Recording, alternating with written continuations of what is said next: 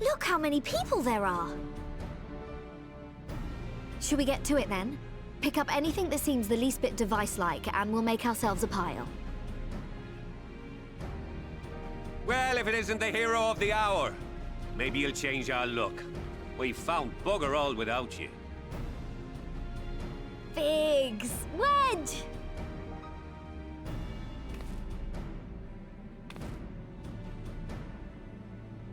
Aye, aye. Well, we could hardly say no to a call for aid from the Scions. Jesse called it the chief of some other business, so we'll be working twice as hard to make up for his not being here. Thrice as hard, even. Thank you, both of you. I'm sure we'll find that beacon in no time.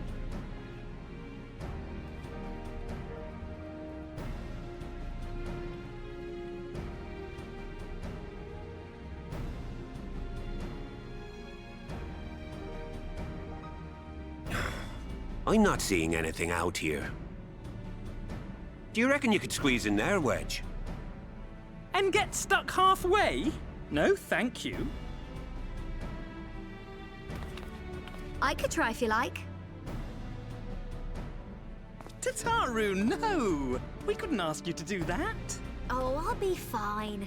This receptionist is not afraid to get her hands dirty.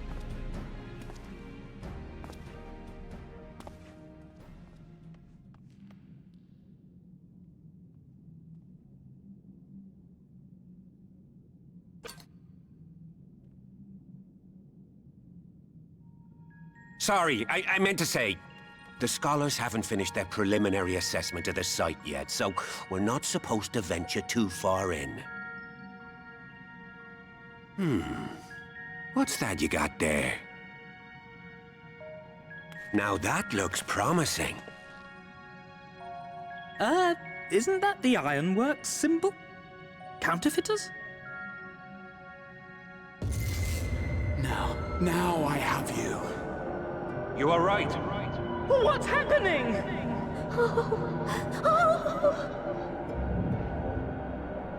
Stay with me. Focus on my voice. Let expanse contract. Eon become instant. Wait, this must be it. The device. Oh, this is supposed to happen. Throw wide the gates that we may pass. Oh, safe journey, warrior of light. Find our friends and bring them home.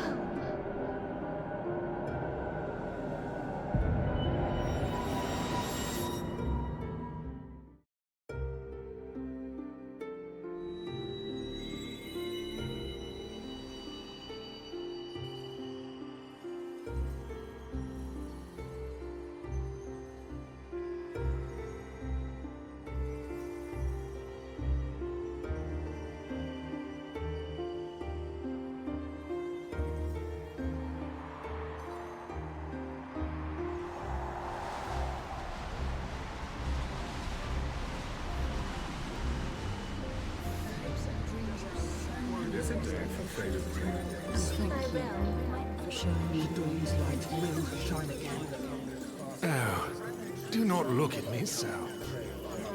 You're slaves to a tyrant! There's no freedom in that! This is one battle you cannot fight. Away with you! Spirited applause always comes in welcome. We did everything right! Everything that was asked of us, and still it came to this!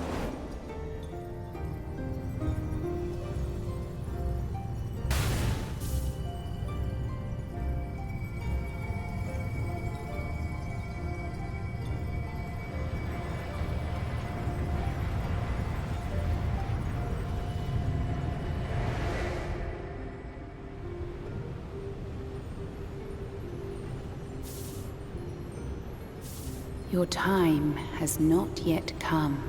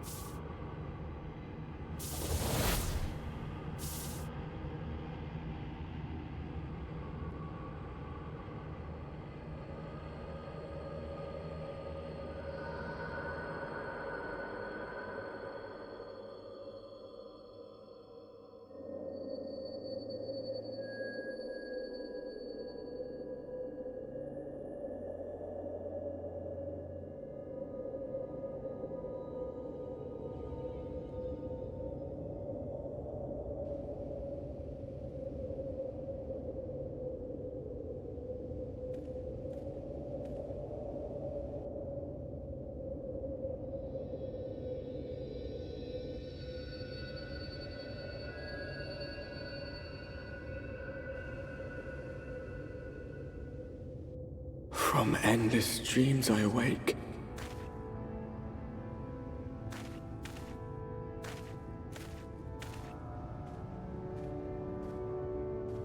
Something vague, yet urgent, calls me to action once more.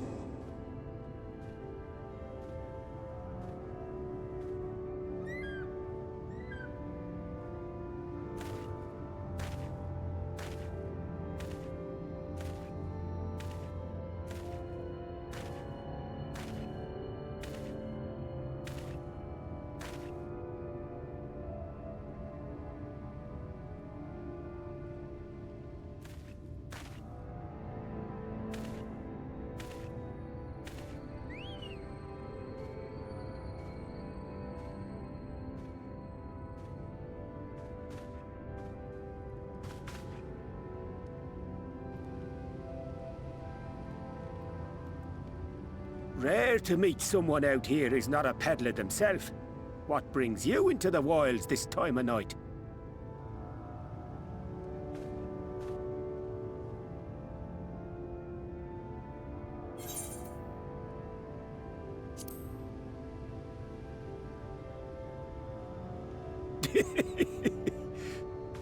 Well, if it ain't the oldest joke in the book. Me granddad, God's rest his soul, used to tell that one to the barman at kicking out time.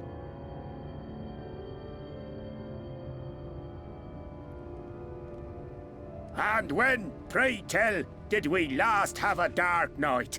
You rotten old drunk, you, he'd reply. Yeah.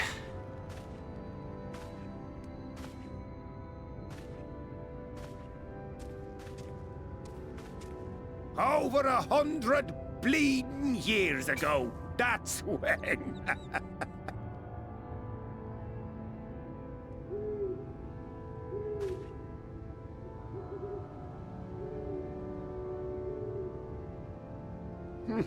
You got that look down to a T. I'd almost think you meant it. Ah, got to you, did they? Poor beggar. That explains it then.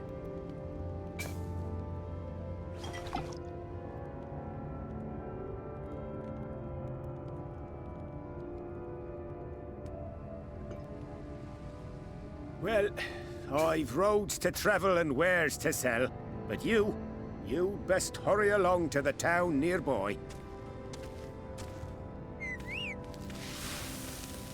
Just head east through the trees and aim for the Shining Tower. You'll find the place soon enough. 'Tis the biggest settlement for malms around. Go on now, friend. They'll take good care of you in the Crystarium.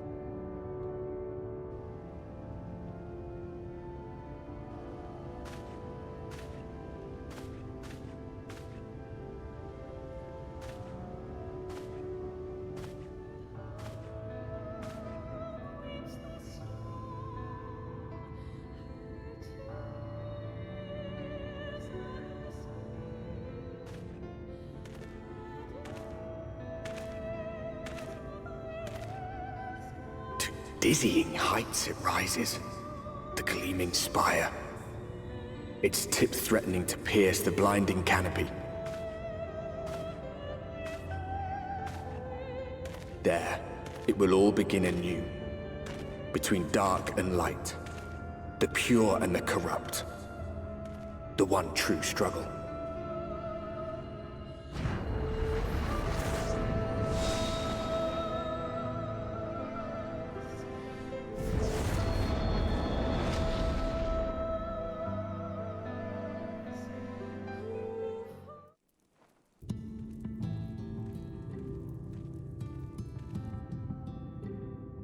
Halt!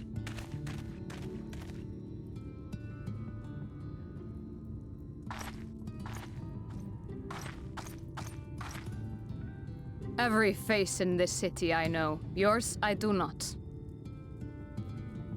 This is the threshold of the Crystarium, stranger, and I am its gatekeeper. If you would enter, you will answer my questions.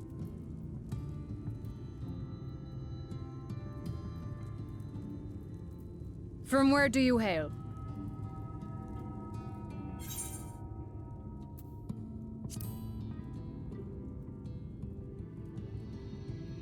The source? What is this cryptic nonsense? Had you given me an honest answer, I would not have barred your way. We care little here for a person's place of origin. But instead, you chose concealment. And I will not suffer you to pass.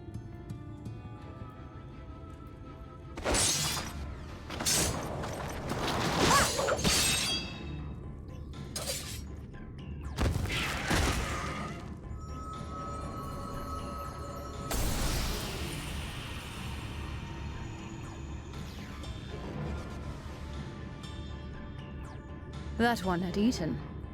It must have gulped down the whole hand, ring and all.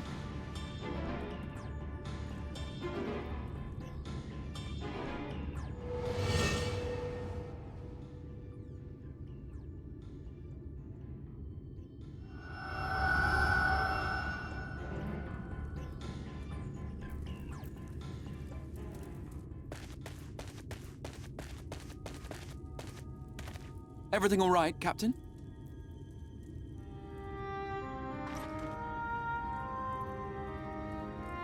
Quite all right, my lord. Just a stray sin eater, and a weak one at that. I see. Weak or not, we should be on the lookout for more.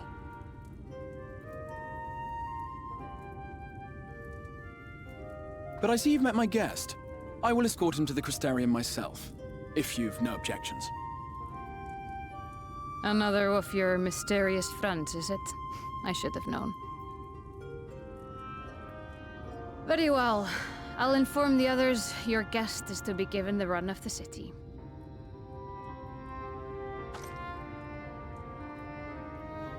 Pray forgive my less than cordial welcome. May the rest of your stay with us be a pleasant one.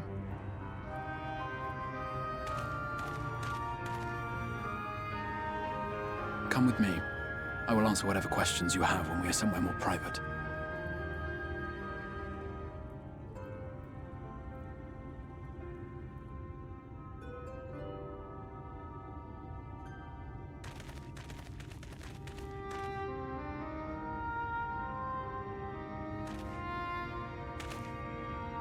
Right then, before we plunge into the wheres and wherefores, let me first thank you for answering my summons.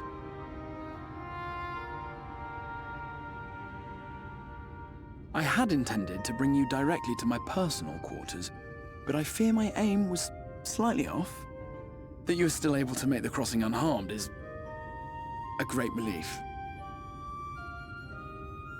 And so, we come to the question of where. The realm in which you now find yourself belongs to one of the 13 reflections, or shards. The first, to be precise, even if its inhabitants are largely oblivious to the fact.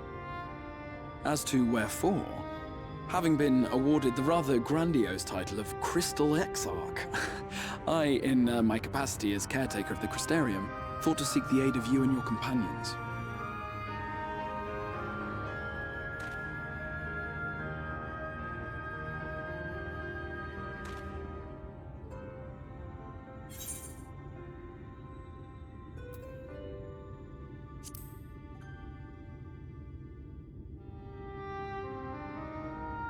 That is a question with no simple answer.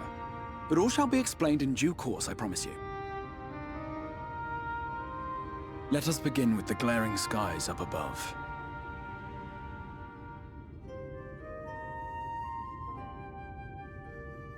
Here in the first, the world has been all but consumed by primordial light.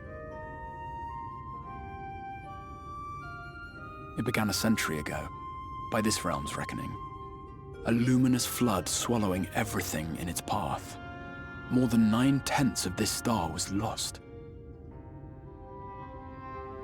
And the fortunate few who survived are hounded by abominations born of that catastrophe even now. Sin Eaters, we call them. The creature you saw earlier was one such monstrosity.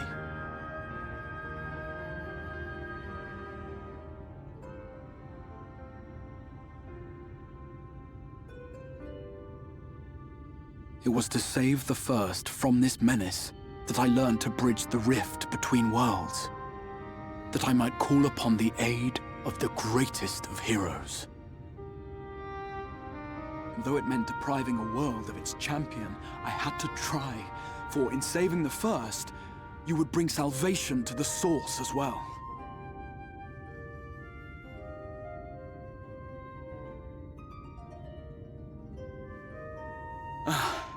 But what manner of host harangues his guests in the middle of the road? Let us continue our talk within the Crystarium.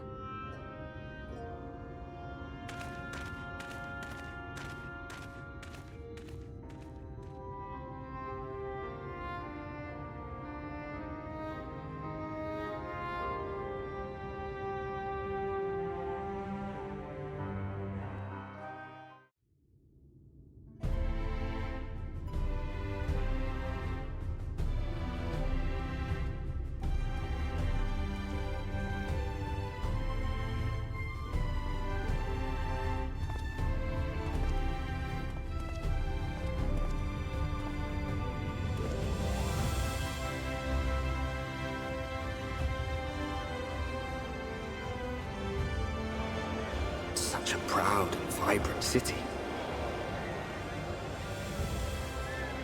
The sole sanctuary for the living in a world all but resigned to oblivion. Each stone was laid with hope. The town itself a symbol, a monument to defiance in the face of death. No would-be hero could fail to answer its call. For who among us does not yearn for salvation?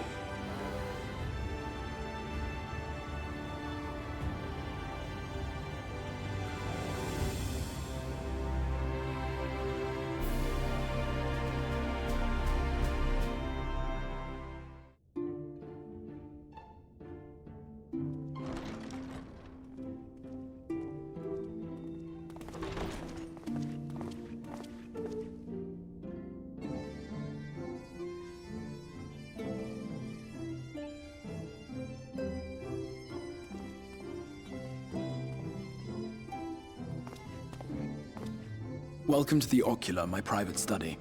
We can speak here without fear of being overheard.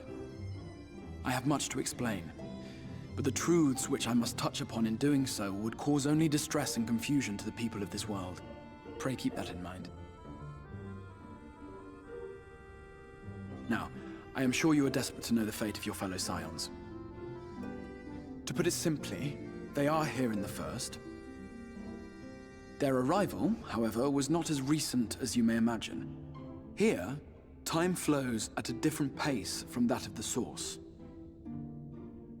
In the space of a single hour in your home world, an entire year might pass in the First, and the reverse could also be true.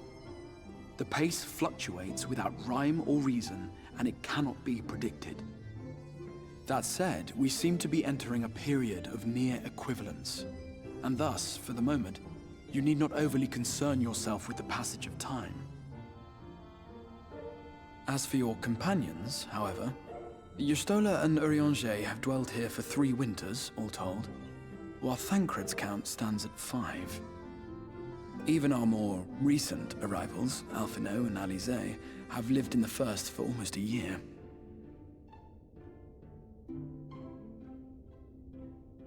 My intention had been to summon only you, but the art of reaching across worlds has proven exceedingly difficult to master. Thus it was that my fumbling hand closed upon those to whom your fate is most closely bound as well. As they were not the object of my summons, their transference was incomplete.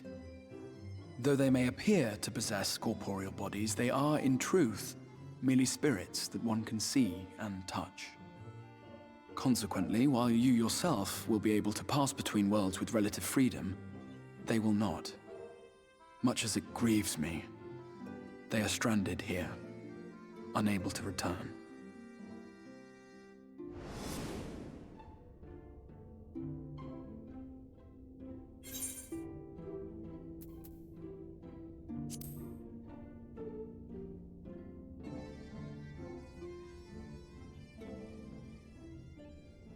We spent every waking hour searching for a way to reverse the summoning. In the beginning, at least. As you may have surmised, however, our efforts met with little success. And then we all but abandoned the endeavor once Eorzea shared with us the vision he had witnessed during his journey through the rift. In that chaotic no-man's land between realms, time and space warp and blend in unexpected ways. What Eorzea saw was the future. That which would one day come to pass. In his vision of tomorrow, the first was rejoined with the source. This collision of worlds brought about the 8th umbral calamity and the deaths of countless multitudes. Amongst those who perished, Eorzea clearly saw the fall of the Scion's mightiest champion. He watched you die.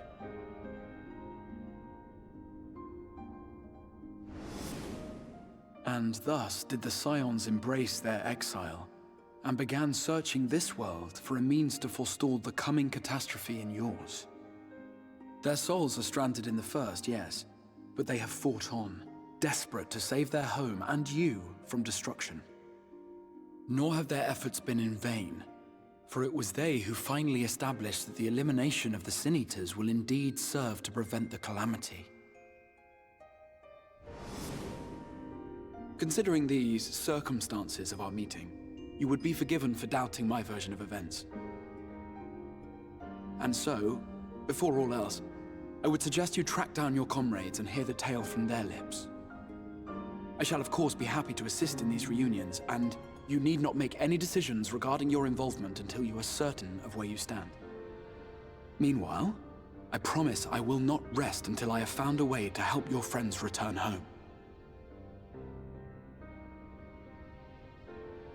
What say you? Have I earned your trust for the moment, at least?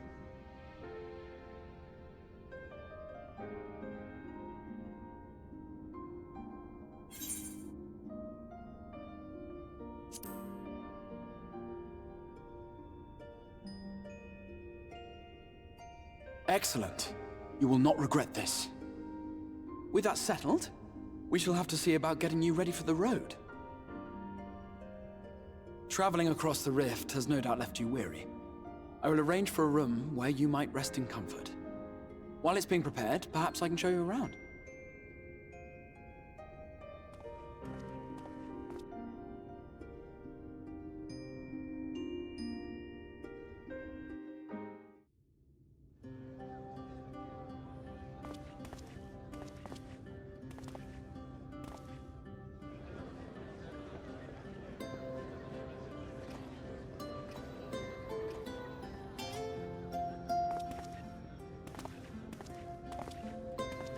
This is the Musica Universalis, the commercial heart of the Crystarium. What you might need to prepare for your journeys can be purchased here.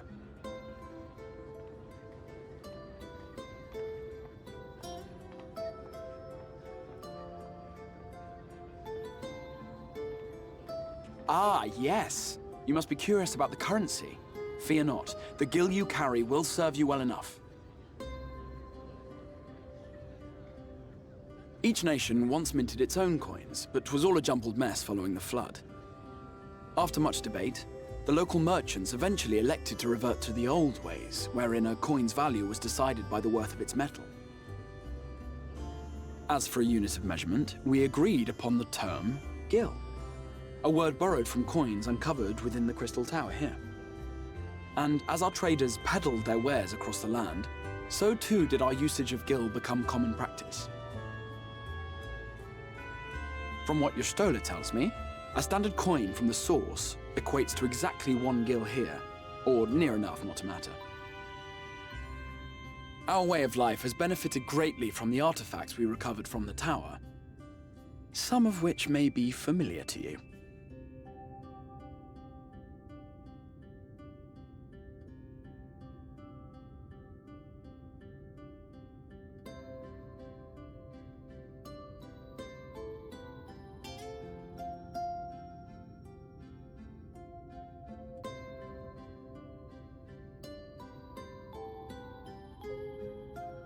but I fear it would not be practical for us to provide everything to which you are accustomed.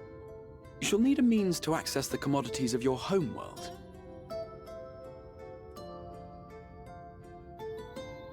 Avan Kerm Sin? Yes, I'm here! Of course I'm here! What amusements do you have for me today?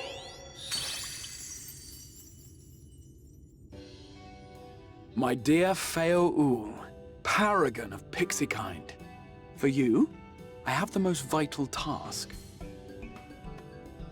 This fine gentleman is a friend from a distant realm. And we have need of a means to ferry things back and forth from his home. Might you be able to assist us in this matter?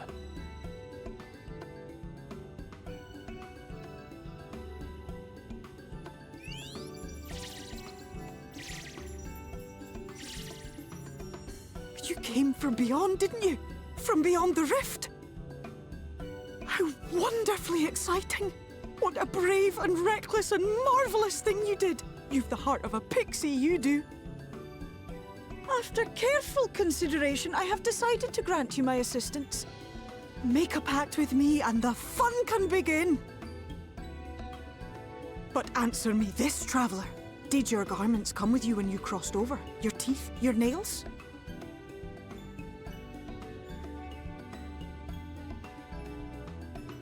Just as I thought! Then you've a good stout connection with your home through which all your belongings, great and small, may easily pass.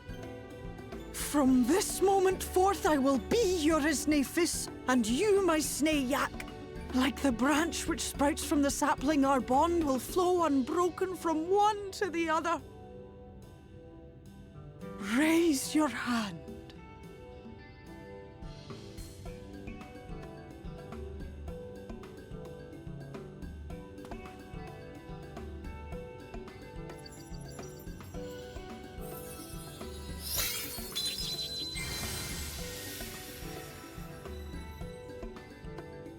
Tis done. We are bound now, dearest sapling. Come then. Make your request. Tell me your desire. I wish to visit this world of yours. Mayhap a message to your friends in the Source to inform them of your safe arrival.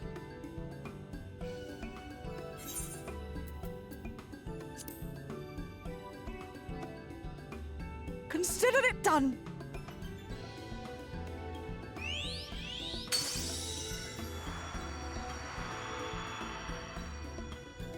As you heard, that was Feo Ul of the Pixies.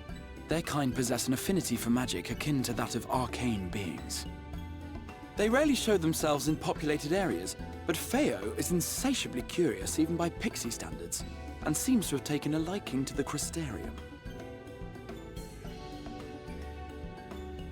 Right, we were going to organize a room for you, weren't we? Come along.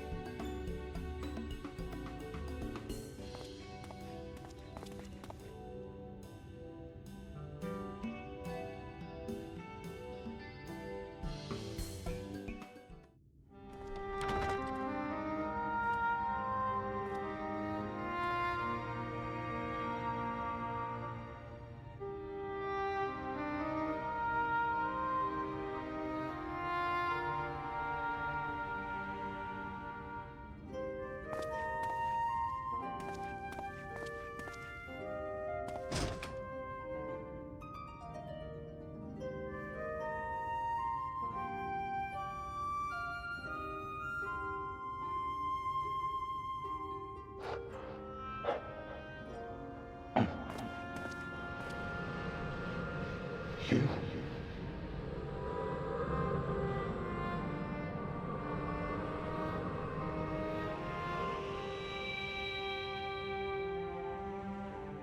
I know you. You're the warrior of light from the Source.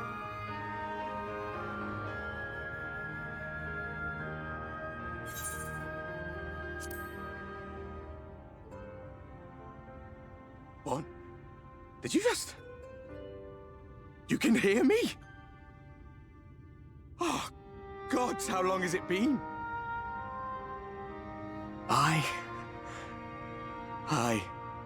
That was what I called myself in your world. The Warrior of Darkness.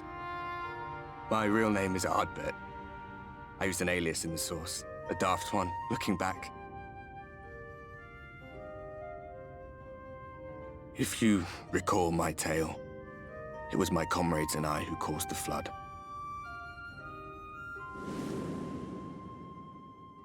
We thought our home doomed. And so we listened to the Ascians. Let them guide us to the source, and tried to hasten their goddamned ardor.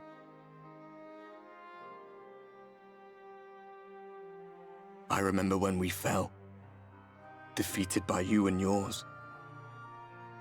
I remember our audience with Minfilia, how she listened to our pleas and returned our souls to the First.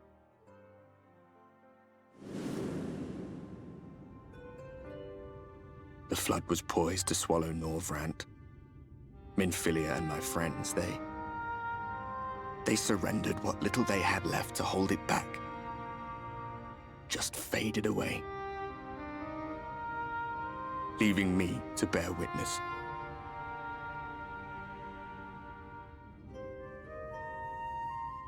Tell me, do you know the year? How much time has passed since we caused the flood?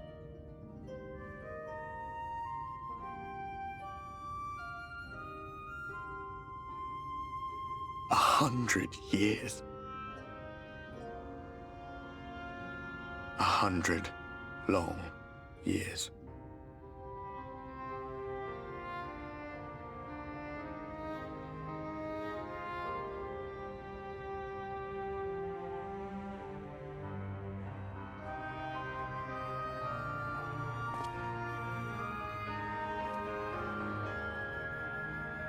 My hands find no purchase. My gestures catch no eye, and my pleas, be they whispered or screamed, reach not a single ear.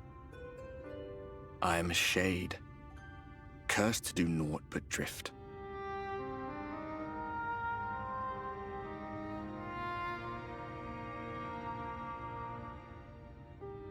I feel as if I've been walking forever. I hardly noticed when my mind and body began to fray at the edges. Then bang! My senses were sharp again. I felt like a fish being reeled in, and before I knew it, I found myself in this room. Why is it that you can see me? What are you even doing here, come to that?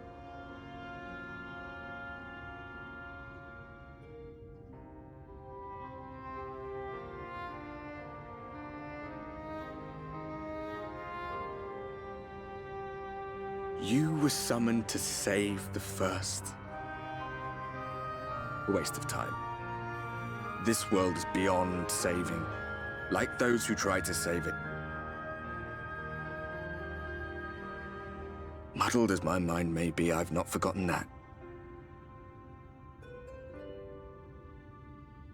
But if fate has brought me to you, the one person in this God's forsaken world who can see and hear me, then perhaps there is a reason I endured. If I can find out why I was left behind, then maybe I can bring this journey of mine to an end.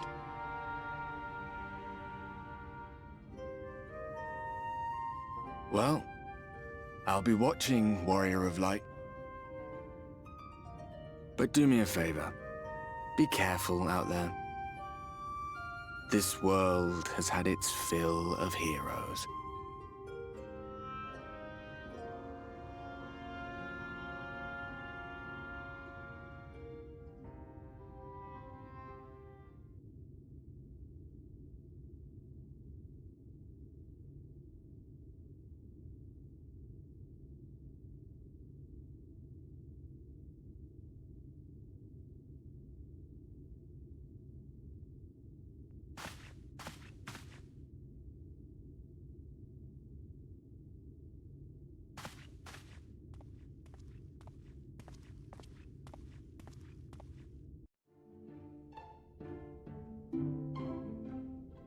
Ah, how did you find your new quarters? I trust you were able to rest?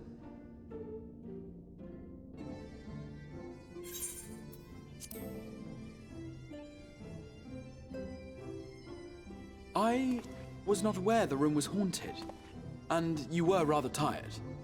Well, should you receive another visitation, be sure to let me know. Now, let us return to the subject of the Scion's whereabouts.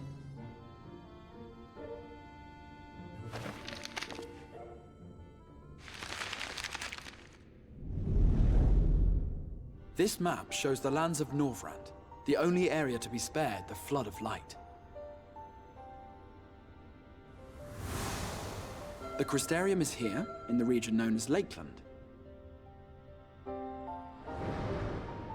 To the north is the fairy kingdom of Il-Meg. That is where you'll find Eorzea. To the east lies the once prosperous civilization of Rak-Tika. Your Stola is stationed there, in the heart of the forest. Alas, neither location can be reached without considerable difficulty. As such, I would suggest you first seek out one of the twins, each of whom is stationed but a short flight from the Crystarium.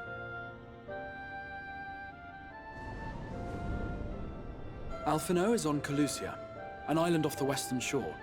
It is home to a city called Yulmore, where the rich and privileged while away their days in idleness. For his part in furthering our cause, Alphino journeyed there to meet with the citizenry and forge alliances. From what I hear, he has since kept himself busy gathering information around the main settlement. Alize, meanwhile, traveled south to the arid wastes of Armorang. They lie upon the very edge of the inhabitable world, where the Flood of Light was halted. Those who dwell there live in constant fear of attack by the Sin-Eaters. In contrast to her brother, Alize felt that her energies would better be spent learning about the enemy, and thus she sells her services as a guard, both to hone her skills and gather information on our foe.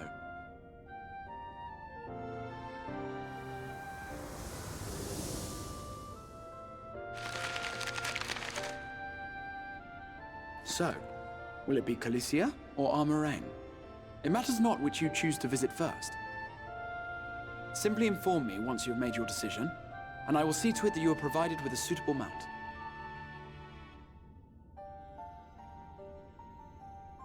Ah, but you must be wondering about Thancred.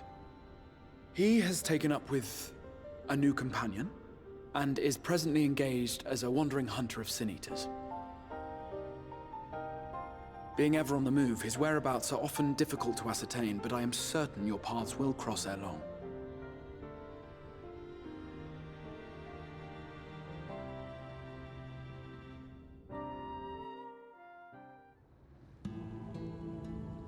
The whistling breeze, mute. The pounding surf, frozen. Time itself takes a breath. At Light's edge, all is perfectly still. The world captured in a painting, locked in a moment. Music, faint and fleeting, drifts coastward on the lifeless air. And in the distance, beyond the broken earth, a city beckons.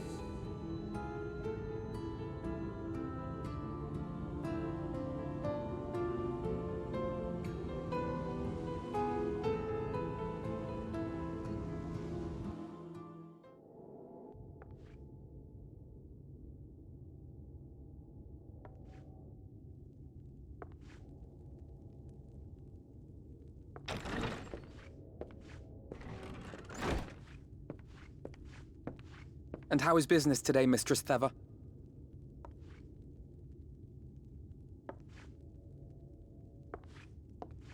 Oh, frenetic. Look, I have a new customer.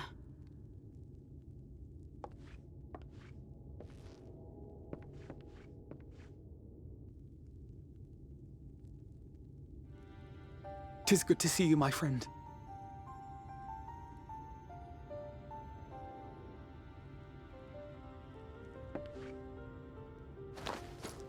The barley seeds you wanted. They should produce a better harvest than the last.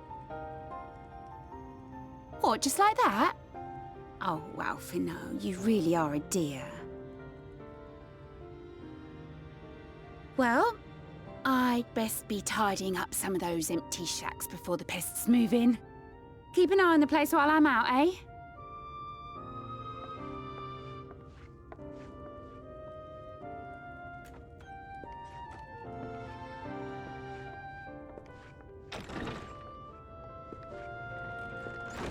It seems an age since last we spoke. Not since the prisoner exchange in Doma.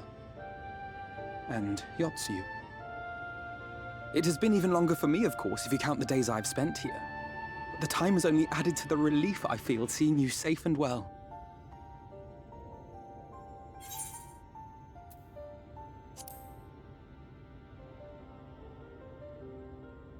Huh. Alize said much the same thing. I don't think I've ever had such a scolding. But I believe an exchange of news is in order. Come, tell me of your arrival and all that came before.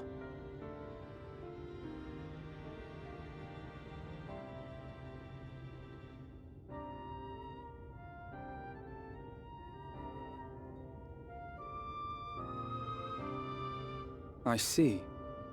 Both the Exarch and Alize told me what they knew of events, but I had stubbornly clung on to the hope that all-out war might yet be avoidable. And poor Tataru. She must be sick with worry. We must endeavor to return as soon as we may. It would be nice to bring her good tidings for a change.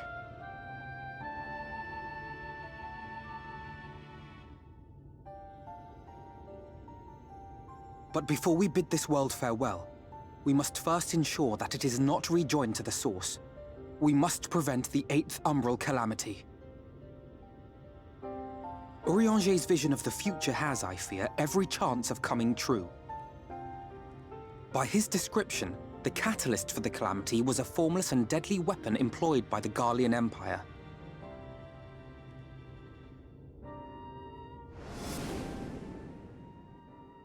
Which can only mean one thing. Black Rose. Gaius was telling you the truth. When we were on the trail of the Ascians, we saw evidence that the gas was being manufactured once more. Gaius was adamant that the project had been scrapped. But so long as there are wars to be waged, there will always be those determined to win by any means. And thus simply destroying the existing stores of Black Rose would do little to alter fate's course.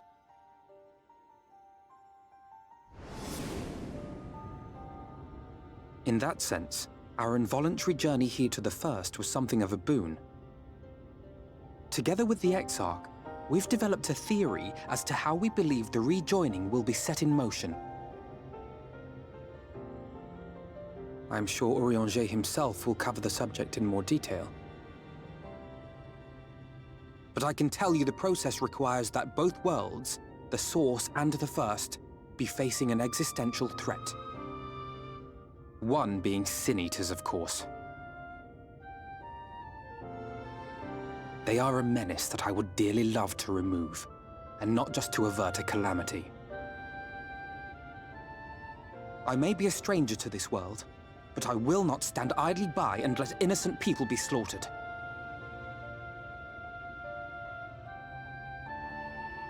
That is what brought me to the gates of Yulmore. Ignoring its pretensions as a kind of capital city to what remains of the world, it is nonetheless a center of power and authority. If any solutions are to be found, I believe our search should begin there. What say you, old friend? Hungry for another adventure?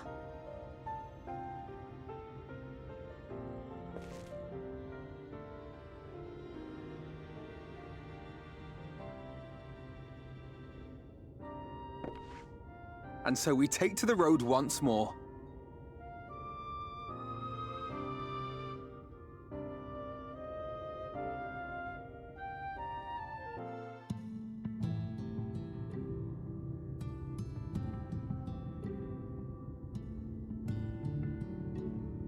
That gate up ahead is known as the Open Arms, and Yulmore itself lies beyond. This, meanwhile, is the aptly named Gate Town, the dwelling place of the many desperate souls who hope to be chosen to live in the city proper.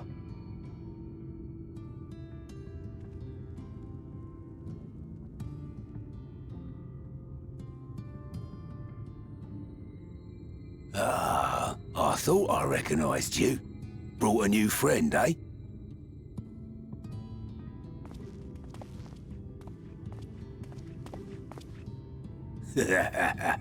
I'll bet you got a trick or two up your sleeve. Maybe even 3. Care to show me?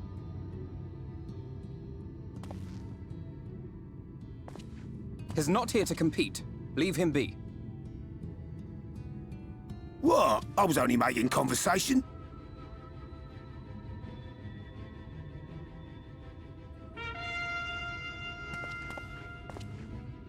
Ladies and gentlemen, your attention, please!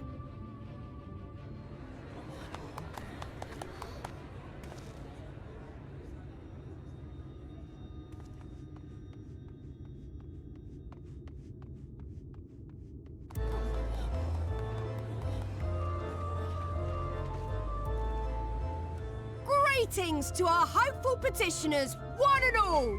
Yulmore extends its warmest regards. Let it be known that a lady of distinction wishes to dine on fish divine. We seek a master culinarian who can guarantee seafood perfection. Dazzle the matron with your delicious dishes, and life in the city will be yours to enjoy, even on days when fish is not on the menu! Who among you will answer the call? Name yourself or another. We might not at all.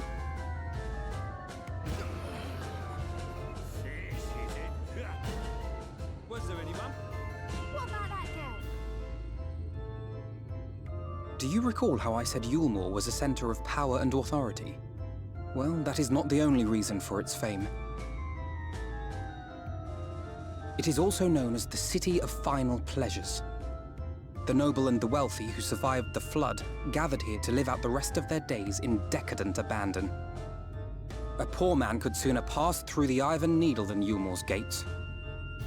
The only way the common folk can enter this perverted paradise is if they fulfill the whim of one of the privileged. And so they are picked over like market produce.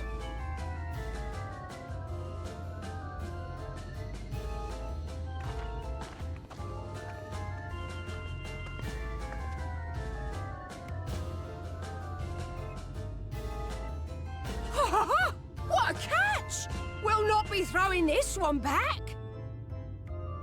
Having seen your all too obvious charms, we welcome you with open arms. Come, join us in the City of Splendor and live out your life in an ecstasy of endeavor.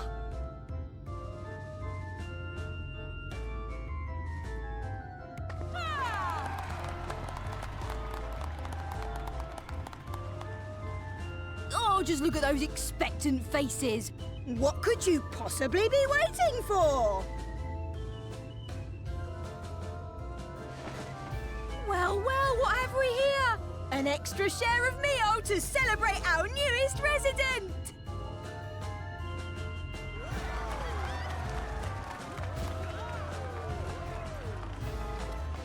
For you! Ah, look! Enjoy! Thank goodness. Meal is a foodstuff which Yulmore routinely doles out to the people of Gatetown, and apparently a staple for its citizens as well. Many here rely on it to survive in these times of scarcity, yet the whole arrangement just seems... well, let's just say it leaves a bad taste in my mouth.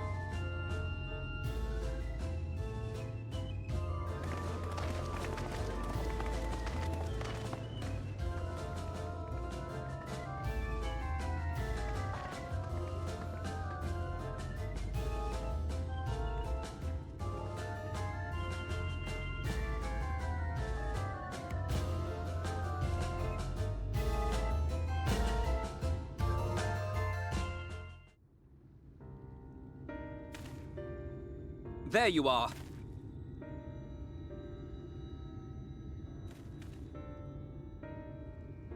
The thief who claims the harvest on my behalf. Hand it over. Well, forgive me. I have to get into the city.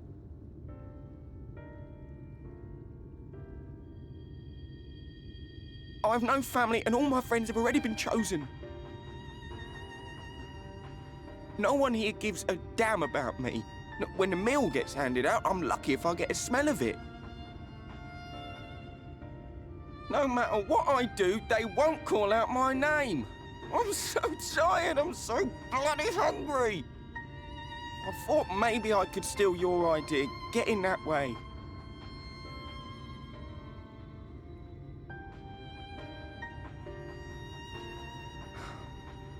What is your name? Kai Shear. Tell me then, Kai Shear, must it be Yulmore or nothing? What of the Crystarium? They may not offer charity, but you would be fairly compensated for any work you did. No, it has to be Yulmore. That's where all my friends are. We made a promise that we'd live together in paradise.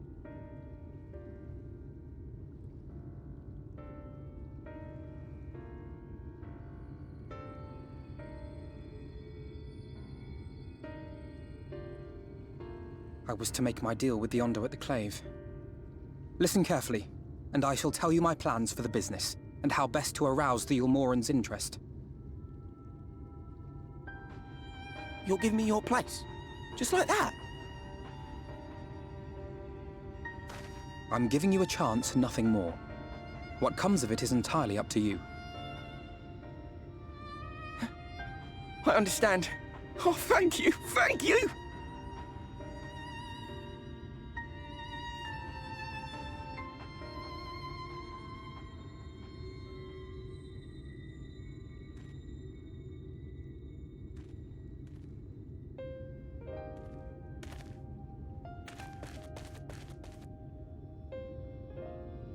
This was but one path.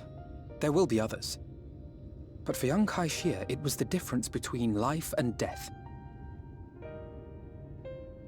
I do not regret my decision, yet I will admit that a part of me wonders if it was for the best.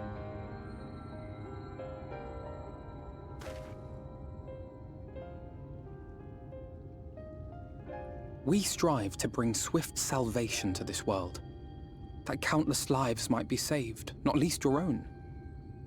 Even if it came at the cost of one man, should I have forged on regardless?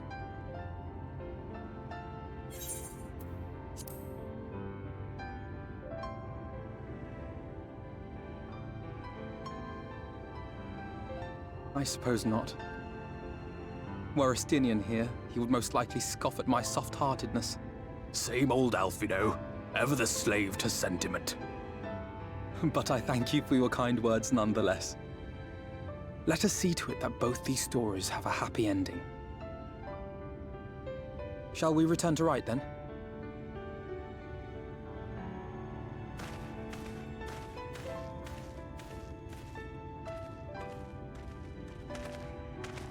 Is that...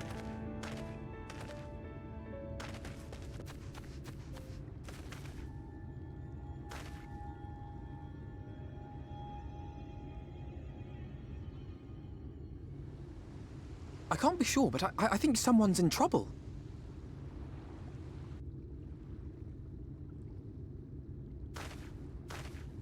Come on, they may need our help.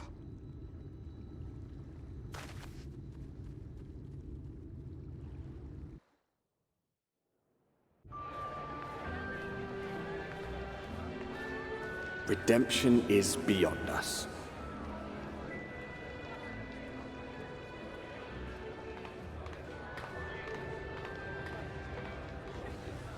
The lament of all but saints and fools, and the comfort of the lords and ladies of this accursed place.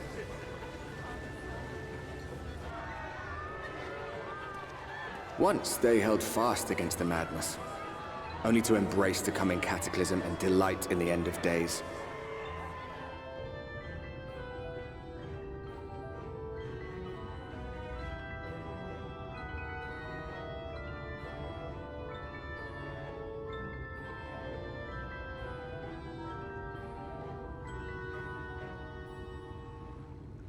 Perhaps in rapture they seek to lose themselves and the misery they share. Or perhaps for them alone, the promise of eternal pleasure really does hold true.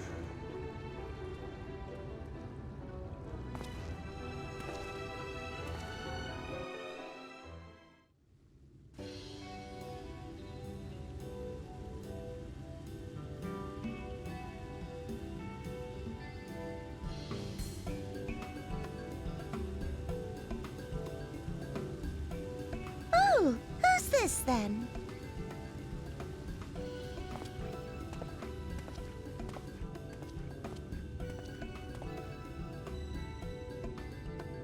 Lord and Lady Chai, pray forgive our intrusion. I am given to understand you were in search of an artist. Ah, you must be the new, Oh, goodness me! What an adorable boy! That silken hair, those pearly cheeks, oh, and you even smell wonderful, like a bed of flowers.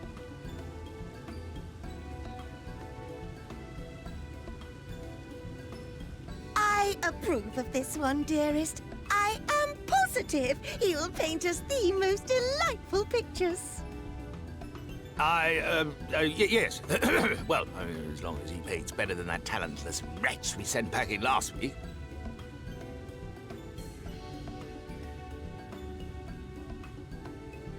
Wonderful, wonderful! Welcome to Yulmore. Alphino, if it please you, my lady. And this is my assistant. Your assistant? I've heard of folk bringing in family members, but this seems a bit irregular. Aren't you a little young to have a protege?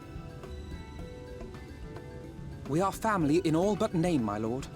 Though we share no blood, we have stood by each other through life's many challenges, resolved to prevail together or not at all. Of all people, 'tis he who best understands my work. With his unique insight guiding my hand, the art I create is sure to satisfy your expectations. Once the picture is begun, of course, I shall have no need of constant encouragement. And so I wondered, rather than him being in your way, might it then be permissible for my assistant to explore the city he has so longed to see?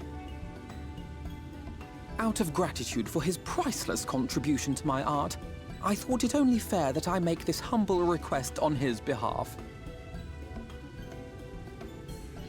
Ooh, did you ever hear of such devotion? Of course your assistant must have his wish. He shall be free to roam to his heart's content. Isn't that right, darling?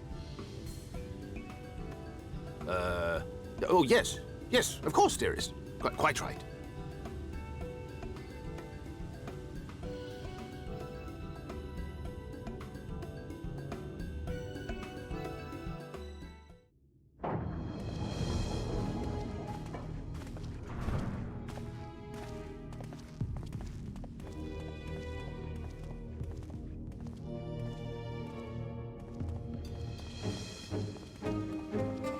That's him.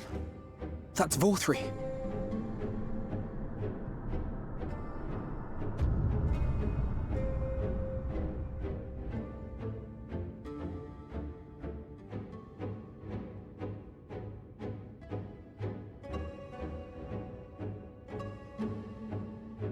He's attended by sin-eaters.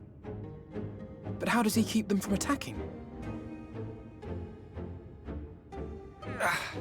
Mercy! Mercy!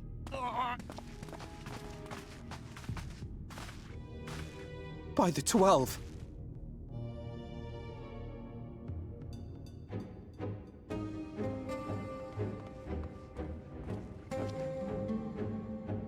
Kaishia, what happened to you? Who are these impudent louts? I do not recall requesting their presence.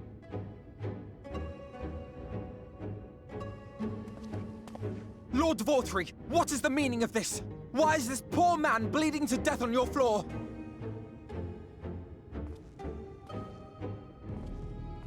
Why? You ask me why? Because criminals must be punished. And this man is guilty of fraud. He came to us claiming to be a man of business. Yet his subsequent conduct has shown him to be anything but. Eorzea is a city built on love for one's fellow man. Those who have naught to give and live only to take are a blight upon our society!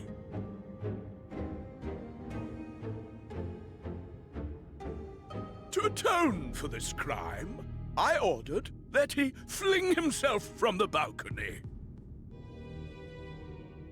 And he had the temerity to weep. Please, my lord, anything but that. What then is a man of mercy to do? But offer the sinner another way to show his contrition. Another way? Meaning what exactly?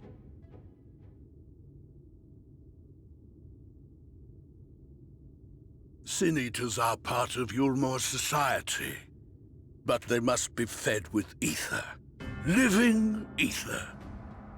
So, I demanded an offering of flesh, carved by his own hand, from his own hide.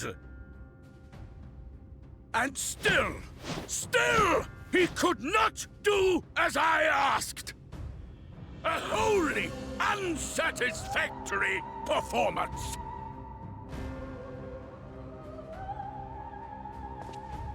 Tis true that Kaishir won his place here by fraud, but his actions were driven only by desire to share in your paradise. That you would cast him out I could almost accept, but to humiliate him thus, to demand his very life? Is this truly the way of Eorzea?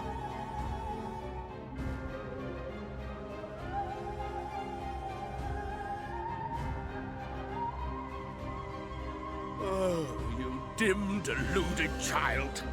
Have you ever paused to consider what it takes to maintain such a paradise in this barren, broken world of ours? The guarantee of safety and stability. The knowledge that if one only abides by the rules, one has naught to fear. I alone can offer these things, for I alone can command the Sin-Eaters. And thus am I alone the voice of justice, and any who oppose me, villains to be punished.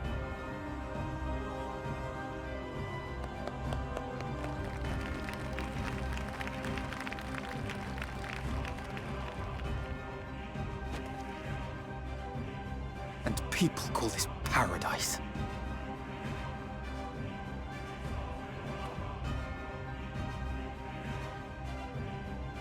You were granted a place in my city for a particular skill. What was it? Painting. Oh, an artiste! Then you shall paint a picture for me of Eorzea. If I find your art pleasing, then I may excuse this display of insolence.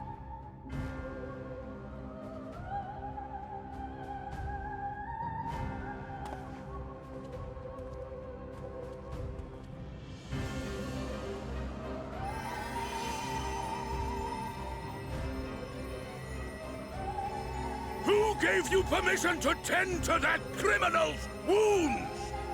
I told you to paint me a picture!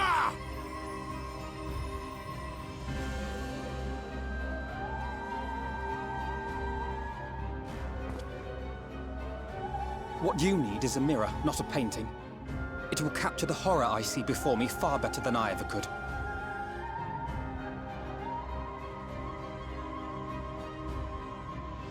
Can you walk? I think so.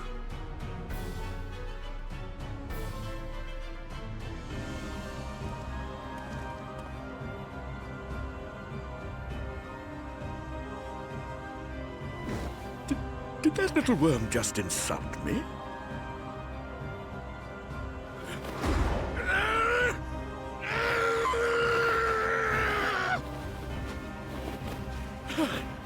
I'll kill them! I'll kill them all! I'll enslave their minds! I'll torment them! Torture them!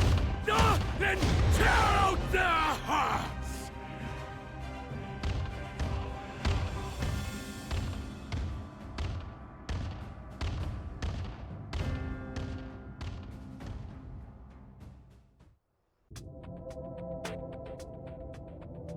Arang.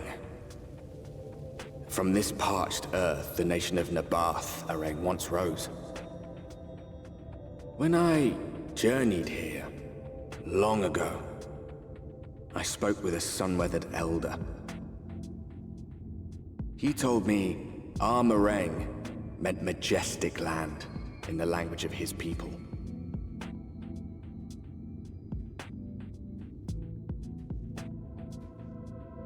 And so it might still be, were it not for the light's unrelenting onslaught.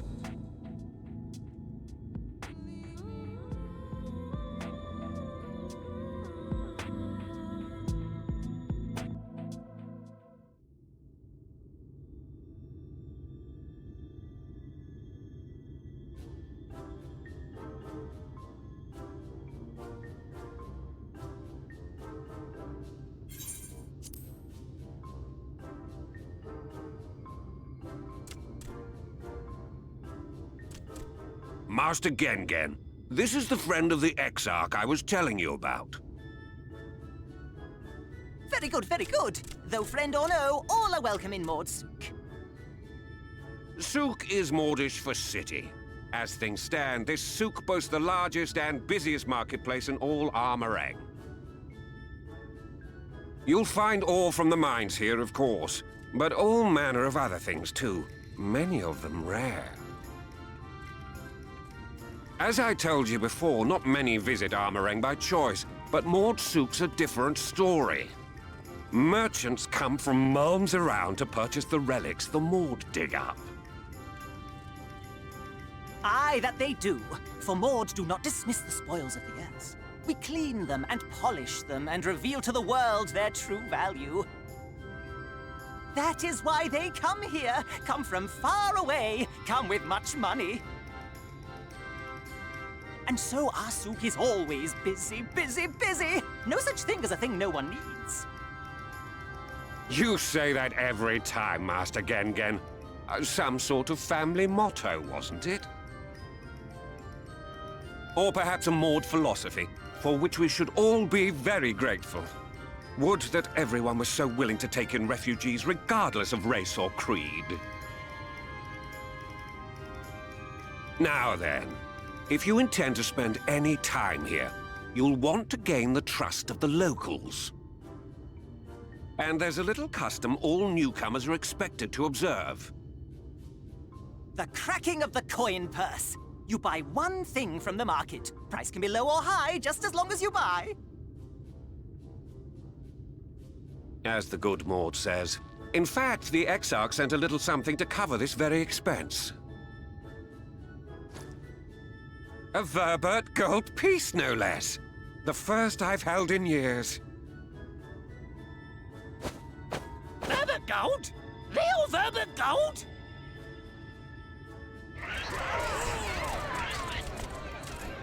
Here, newcomer, crack your coin purse with me. Oh no, you want my goods, newcomer. I have jars and pots all smooth and shiny. Over here! Come and look! You buy, you buy.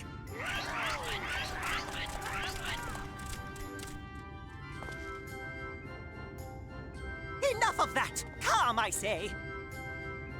This one must still journey through the barrens. Nothing bulky, nothing heavy, no pots! Nothing better for the road than a full belly. Spend that piece at Ronron's place, yes? Eat for 3 before you leave.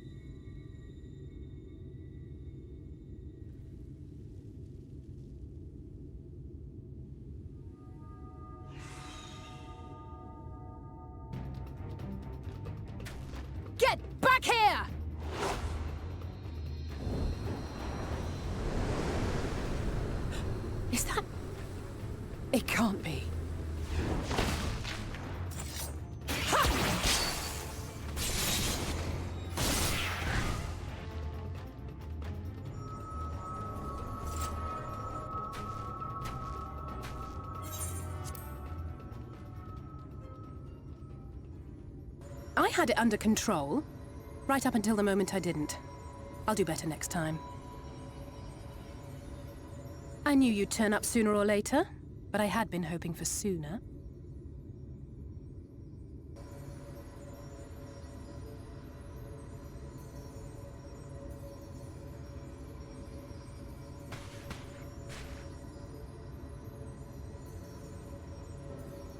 How are you?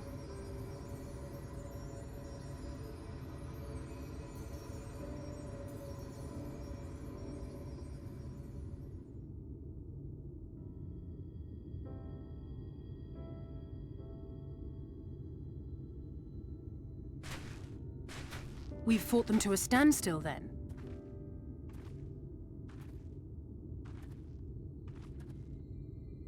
The Exarch did say that the Empire seemed to have drawn back when he last looked in on the source. But without knowing for sure how fast time was passing there, I couldn't help worrying that a lot might have happened since then. I'm heartily relieved to hear that it hasn't, just as Alphino must have been.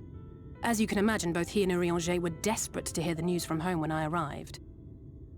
I haven't actually seen Thancred and Y'shtola yet, but they will have heard all the latest developments from the Exarch by now, or should have at least.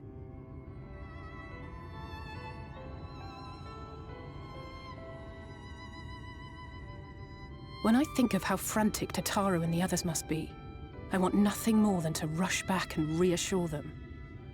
But we still haven't found a way to reverse the summoning. And even if we had, we couldn't just ignore Eorzea's vision. He may use 10 words where 1 would suffice, and they may often obscure as much as they reveal. But on this matter, he was as clear as day. I do not doubt for one moment that he saw what he claims. Nor how difficult it must have been to speak about them. The 8th Umbral Calamity and your death aren't exactly topics for idle conversation. As much as I might want to go home, I don't want to go home to that. We can't allow the rejoining to happen, which means we have to save the first from the Sin Eaters.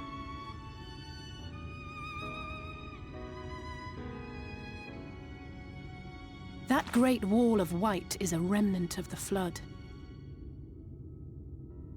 100 years ago, the balance in the First tipped decisively in favor of light. From that moment, it rose and swelled with each passing day, and then, without warning, it burst forth like water from a broken dam. A colossal wave of pure light, drowning everything in its wake. Only Norvrant was spared. For the most part, living things are composed of ether of various different aspects. But when exposed to such a flood, their etheric harmony is shattered, and their natural form breaks down.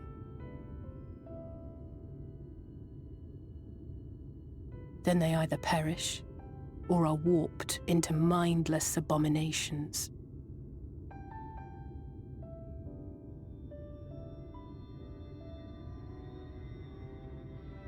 Yes, that's how the Sin Eaters came to be. They were once living creatures, or people, that were caught in the path of the Flood. Once the change is wrought, there is no going back. In that instant, they are gripped by an insatiable appetite for ether, and will happily gorge themselves on any living thing within reach. But even that is not the worst of it. The stronger Sin Eaters can plant light in us, like seeds in soil, corrupting our ether, and triggering the birth of new monstrosities. They are creatures of base instinct, that exist only to feed and to multiply. They feel no pity, know no remorse, and are utterly deaf to reason. Which is why they must be destroyed. Every last one of them. The infirmary is full of the Sin Eaters' victims, left here to spend their final hours waiting for the change to overtake them.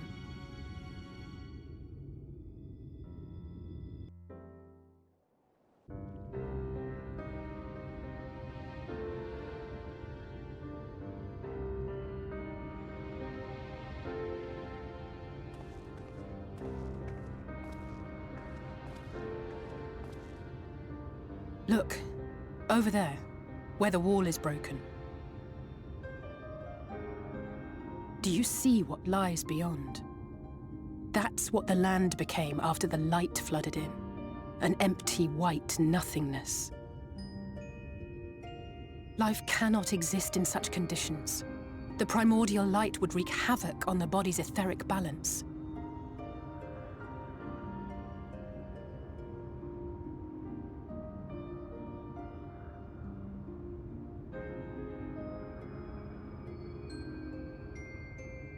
That nectarine you bought, it's Halric's favorite fruit.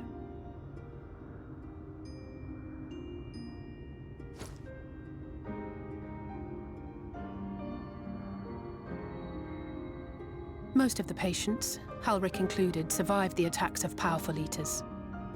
But their fate was sealed all the same. The monster's corruption has entered their bodies, and their very essence is being subsumed by light. The twisted state of the world itself just makes matters worse. Under normal circumstances, a person's ether naturally tends to equilibrium. But for these poor souls, the opposite is true. Sooner or later, every single one of them will turn.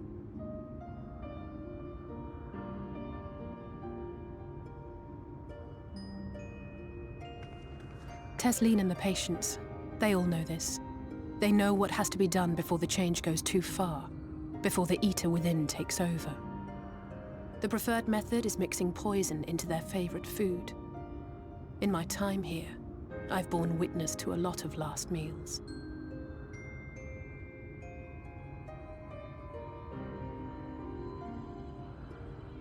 I feel just as helpless as before. No matter how hard I fight, it's never enough.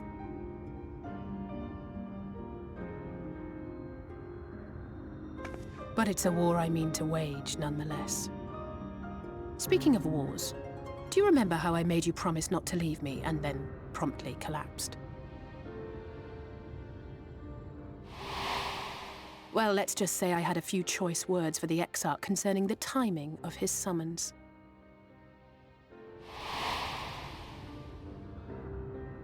But even if the fault lay with someone else, I couldn't shake the feeling that I'd abandon you on the battlefield. So I swore that I'd make up for my absence there by making a difference here. And that's what keeps me moving forward, even when things seem hopeless.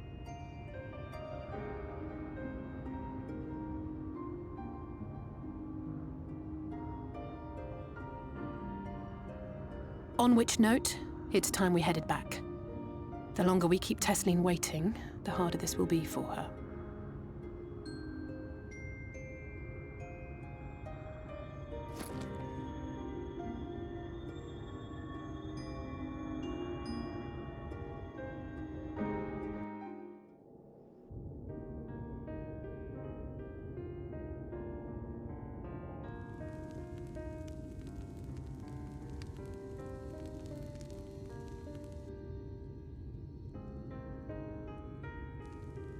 Speak up if you'd like another helping. I made a little bit more than usual today. And you've added something special to the broth, if I'm not mistaken. Aye, well, it's not often we have visitors from the Crystarium, so I may have thrown in a few extra bits and bobs.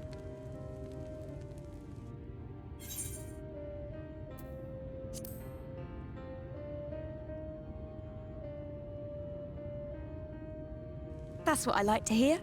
Give me a moment to warm up the pot.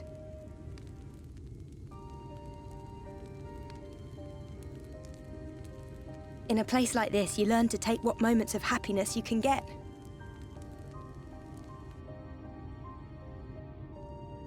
I remember when I first came here with my mother. She was showing the early signs.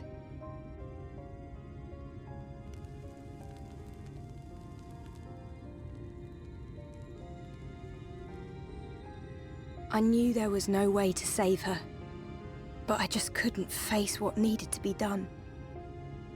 That's the way of it for most people. Why they travel from arms to stay here. Beaten, broken souls come to wait out the inevitable, to receive the mercy of a painless death.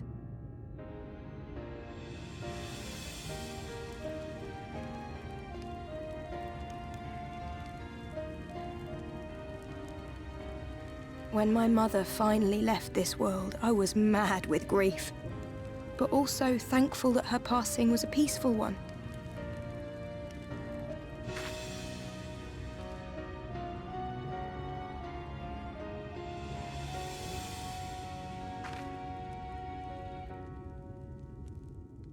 It's never easy, ending a life you've cared for, even when you believe they go on to a better place.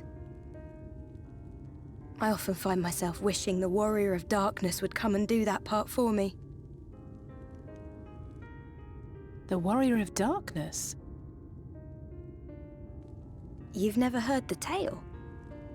I'm not sure where it began, but every child in Norvrent could tell you a version of it.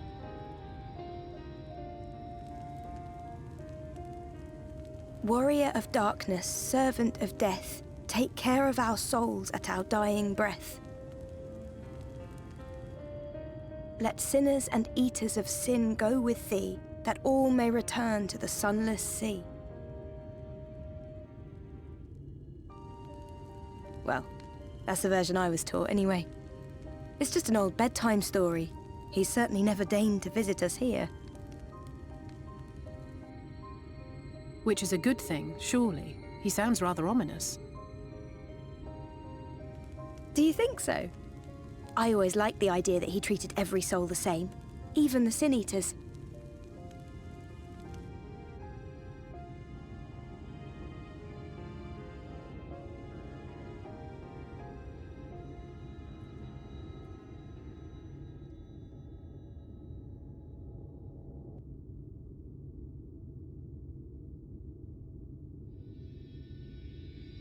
They're coming. Desleen! Have you seen Halric? I swear, I only took my eyes off him for a moment.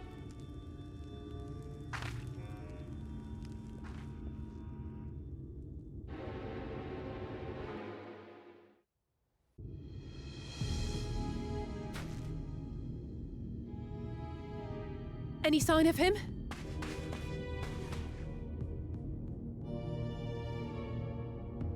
No luck then.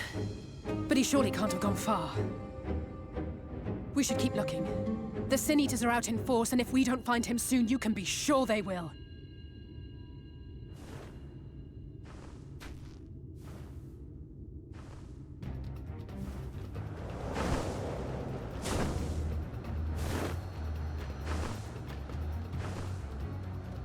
Did you see the size of that thing? It must be one of the nasty ones. Wherever it's going, it can only mean trouble. After it!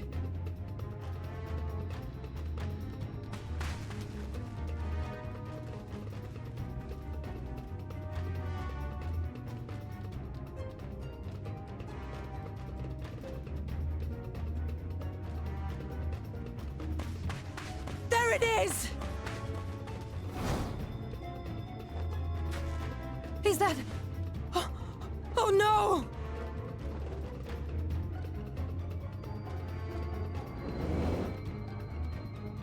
Halric!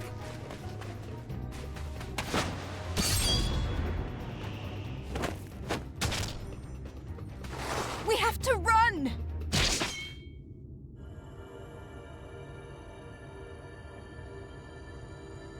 Desleen! No!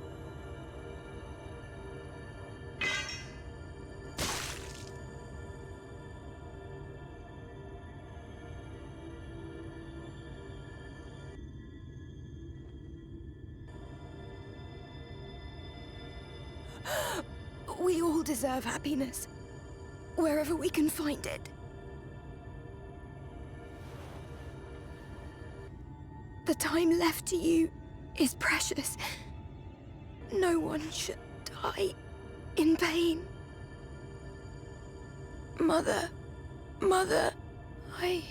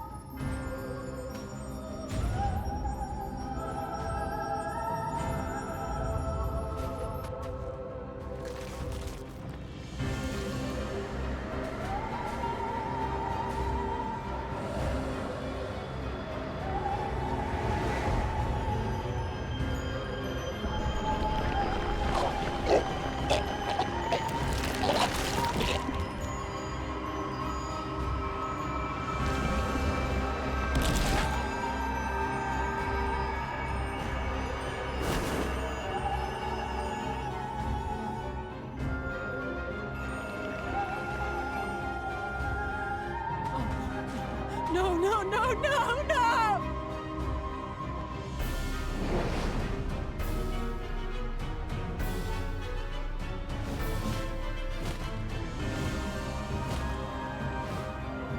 Forgive me, Alice.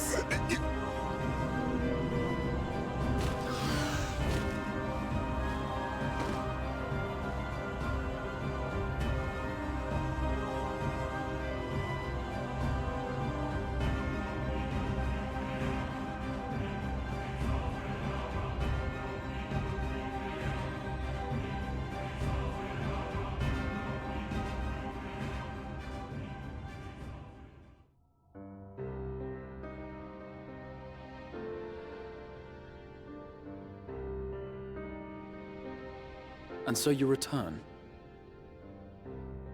Have you gained a better understanding of the crisis now faced by the First? Better is not the word I would use. Some lands may have been spared the flood, but the survivors live only to suffer. There seems no end to the horrors inflicted by the Sin Eaters. Indeed. Those abominations are a calamity in their own right. And I can well imagine how hopeless the task of eradicating them must seem to you. But after countless battles and untold sacrifice, we have identified a potential weakness. Sin Eaters are drawn to serve the strongest of their kind, a class of creature we call Light Wardens. And from what we have been able to ascertain, only a handful of these entities exist.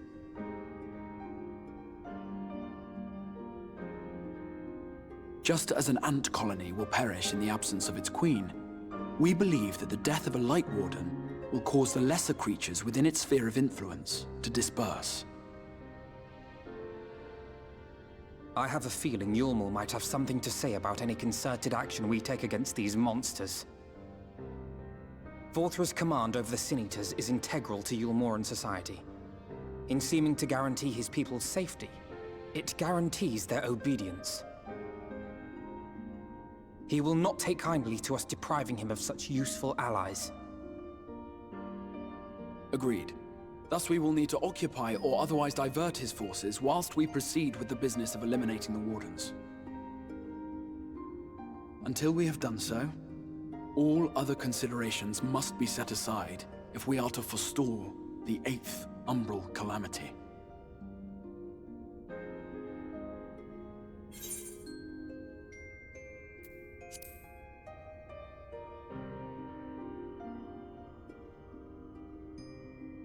Your uncertainty is understandable, given the circumstances. Perhaps a more detailed explanation is in order. To begin at the beginning, then.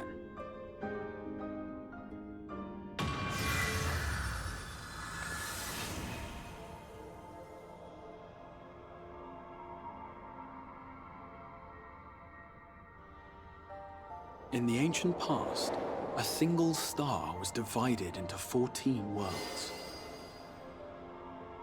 This is the source, your home. These others are the 13 shards, in whose number we find the first. Though physically separate, they retain a connection to each other, and with the source especially. Now, let us assume that a given element in one of the shards attains abnormal ascendancy. Just as water will flow from the highest point to the lowest, the excess energy will begin trickling into the source.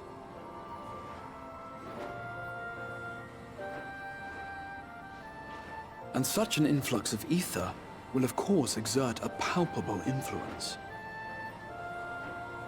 If the element in question were fire, then drought and wildfires might ensue. If it were ice, one might expect the weather to turn bitterly cold. As ether continues to pour in, such phenomena will become more and more extreme, until eventually, a single, untimely event triggers a disaster which cracks the barrier dividing the two worlds.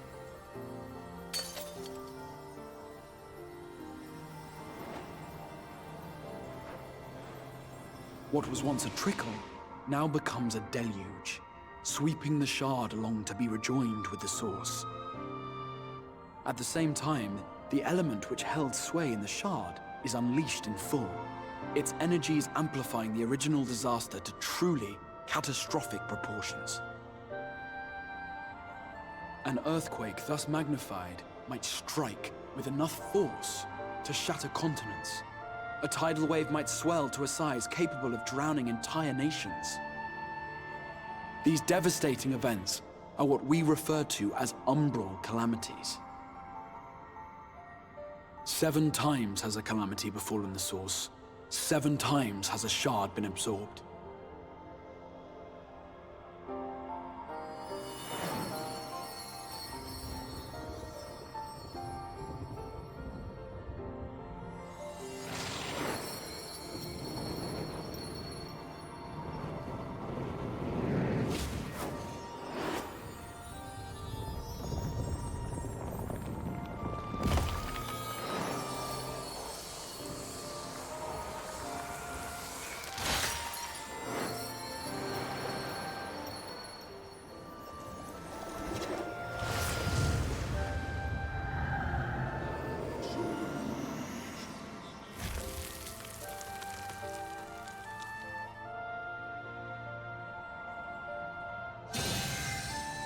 At present, the light-drowned realm of the First stands perilously close to meeting the conditions for a rejoining. It is the Sin Eaters who are to blame for the Light's continued dominance. In addition to attracting their lesser kin, the Light Wardens I mentioned earlier radiate ether, saturating every corner of their territory with light. Even here in the flood-spared region of Norvrant, their influence is strong enough to banish night from the sky. Thus, if we are to restore balance to the First and head off a potential calamity, it is imperative that we put each and every Light Warden to the sword. We've been doing our best to take the fight to the enemy ever since we first heard the Exarch's explanation. Though we have yet to claim any meaningful victories if truth be told. Apart from being confoundingly elusive, the Light Wardens possess a troublesome quality which compelled us to delay our plans until such time as you arrived.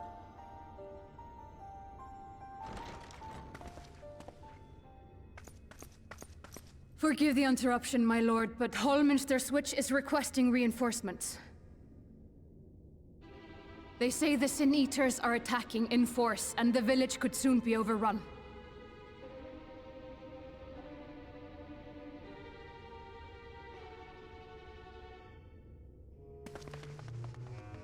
Alert the guard. We should be prepared in case the fighting reaches the Crystarium. You have command of our forces in the field, Captain, but hold off on entering the town until I arrive. That goes for Alphino and Alize as well. My lord.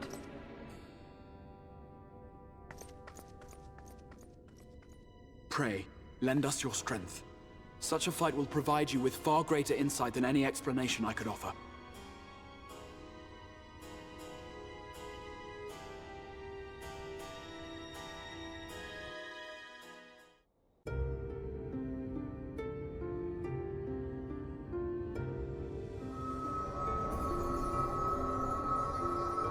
It's releasing its ether! Fall back!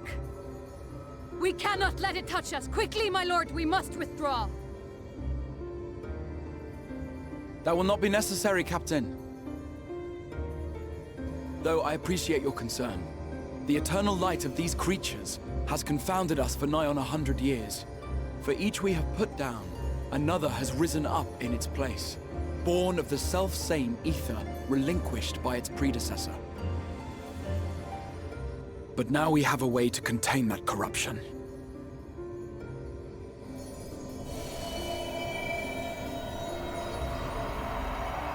The blessing of light, and the hero who wields it now stands before you.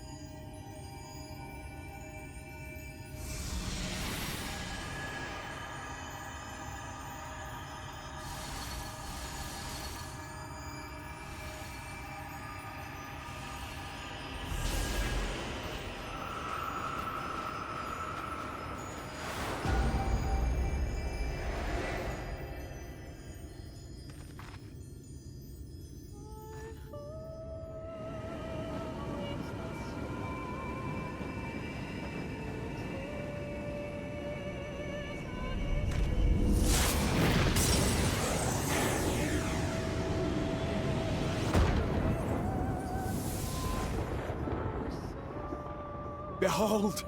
The monster's power is broken, and the world, twisted by its touch, returns to its rightful form.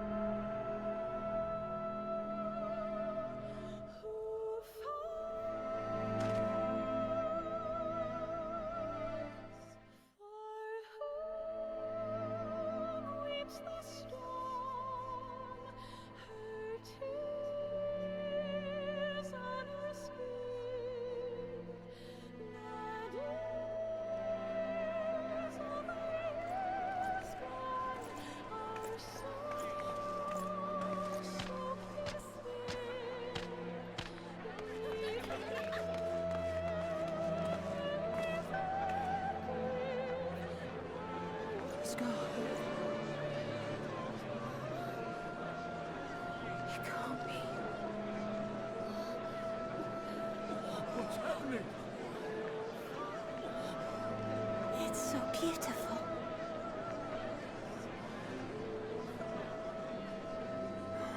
The sunless sea. The warrior of darkness has come.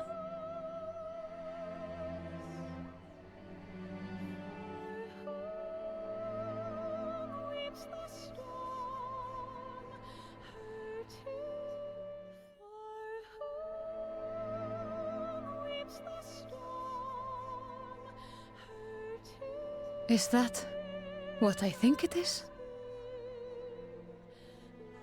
The night sky. As it should be. Who are you people? You killed a warden, then bathed in its ether as if it were a spring shower, and now the sky? The legends are true.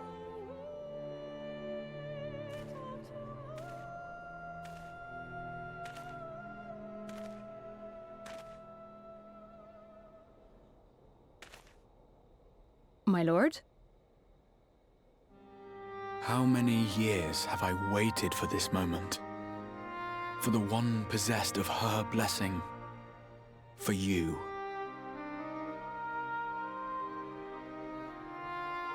You have vanquished the Light Warden of Lakeland, and for the first time in a century, darkness has returned to the mantle of night. Without the ever-present light to sustain them, the Sin Eaters will have no choice but to retreat. Yet our victory is far from complete. Though darkness has fallen here, the other wardens yet bask beneath burning skies, feasting upon what little life remains.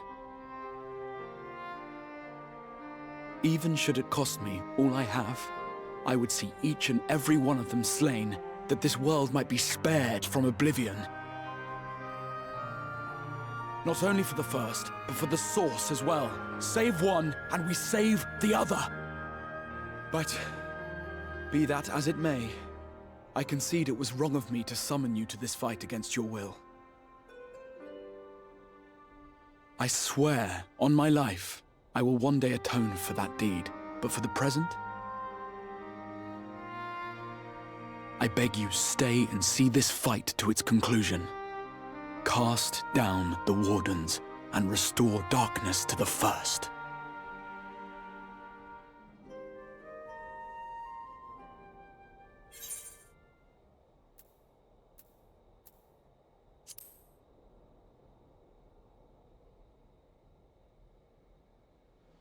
On behalf of the first, I offer you my deepest thanks. I understand there is much at stake here, Exarch, but why do you risk yourself so readily? It must have been a dangerous drain on your ether to summon even one person across the rift. I do it for my people, of course. To give the Crystarium the tomorrow it deserves. That is true now, yes, but the city had yet to be built when you first called forth the Crystal Tower. I'm simply curious to know what prompted you to commit yourself so completely to this particular course.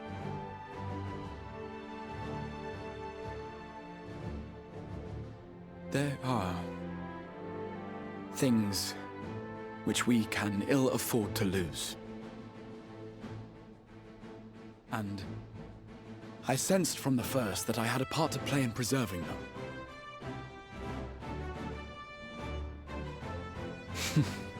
Forgive me. I fear the events of the day may have taken their toll. Despite appearances, I am an old man. One burdened with many difficult memories, some too painful to recall. Well then, I'm sorry for pressing you. It's a family failing, I'm afraid.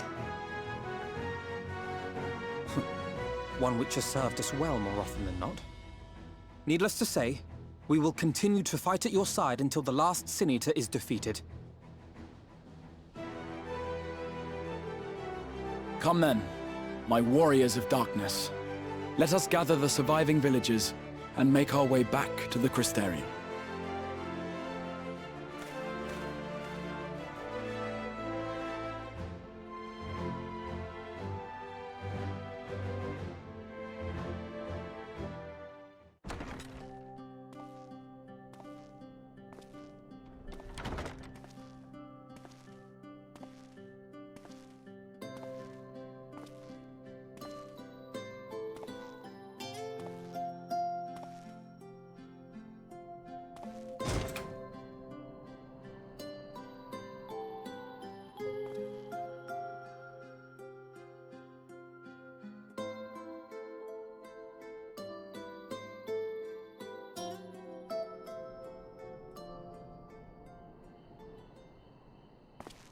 So it's your lot's turn to be the Warriors of Darkness, is it? It's funny how things work out.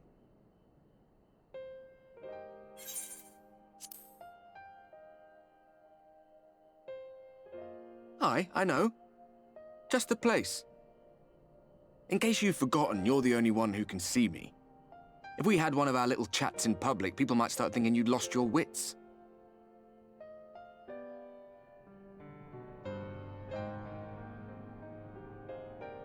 Those white-haired twins who are with you. I remember them from our battle in the Source. Are they your friends then? Through thick and thin?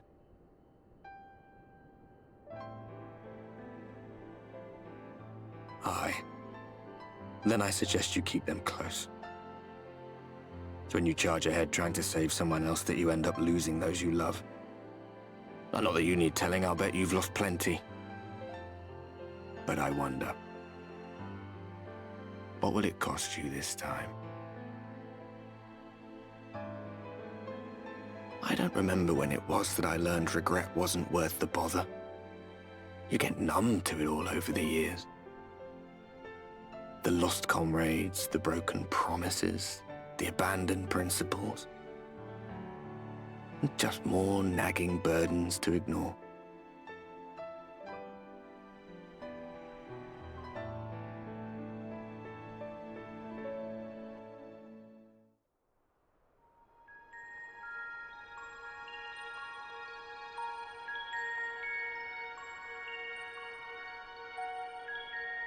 So this is what the light was hiding.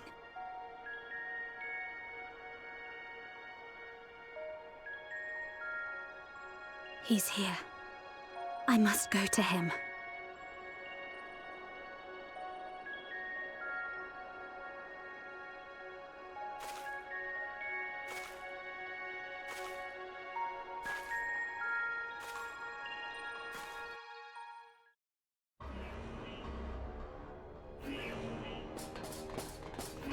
Intruders! Fan out and find them!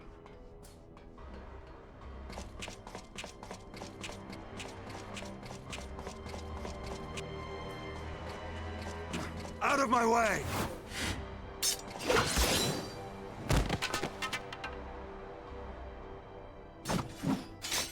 Stay your weapon. We are not your enemy.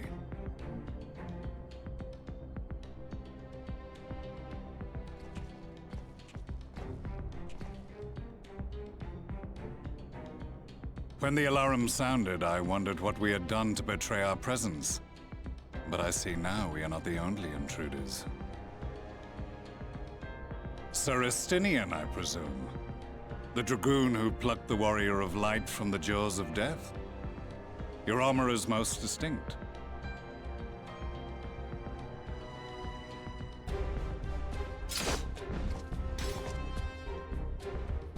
Much as yours once was. But even without it, I see a former legator still has eyes and ears in unexpected places. Van Baelsar, in the flesh. Though I understand you prefer Shadowhunter.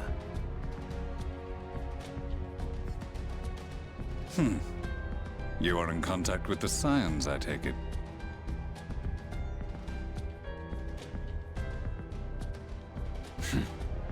Through no choice of my own. They tracked me down and conscripted me to their cause. I swear their receptionist was trained as a spy. Not that anyone can escape that Baldessian woman once she has caught the scent of Eorzea.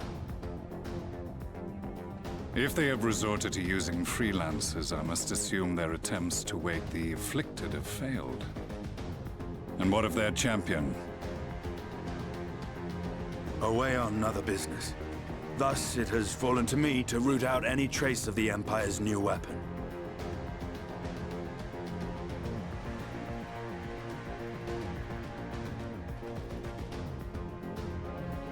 If it is Black Rose you seek, you are too late.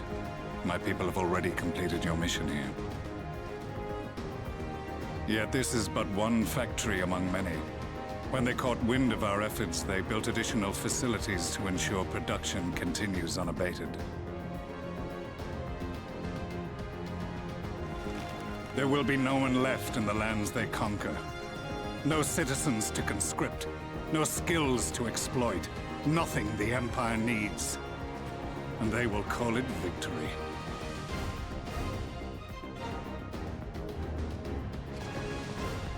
What exactly does this Black Rose do? The gas is described as a poison, but its actual effect is more arcane in nature. It was created to disrupt the ether in living beings, to bring the flow of their life energies to a standstill. Inhaling even the tiniest amount will cause all bodily functions to cease, much as a potent venom will stop a man's heart. Released over a city, Black Rose could conceivably kill every inhabitant, and all without damaging a single structure. Search every corner! Rouse the barracks if you have to! I want this facility secured! I have more questions, but now is not the time. Sir Estinian, I have an offer for you, but I will make it only once. Since it would seem we seek the same answers, you are welcome to join us. Ha! From what I hear, you need all the help you can get. In case you don't know, Varys himself confessed that your empire was a creation of the Ascians. I am aware of what his Radiance said at the parley. Thus I would return to the capital, that I might behold the truth of this corruption with my own eyes. My path leads to Garlemald.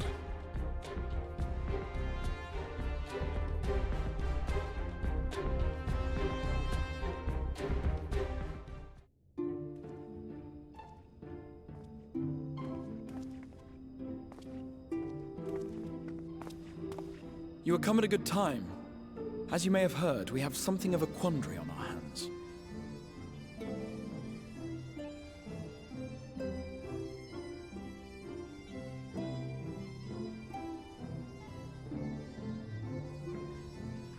Laxon Loft, here in Lakeland. Yulmore has sent one of its airships. They have questions for us concerning the death of the Light Warden. Their emissary makes his way here even as we speak. I suppose the sky does rather give the game away. Indeed. 'Twas inevitable they would come knocking. The only question was how soon.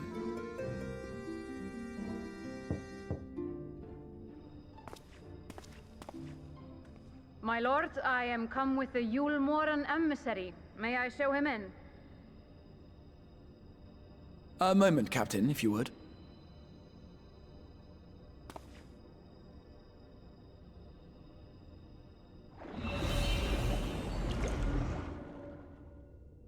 Everyone, gather round.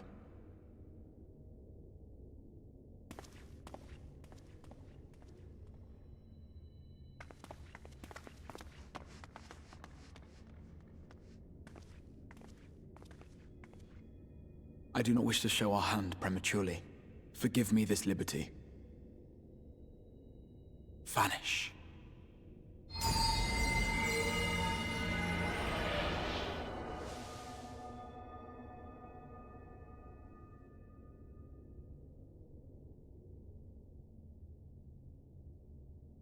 Enter.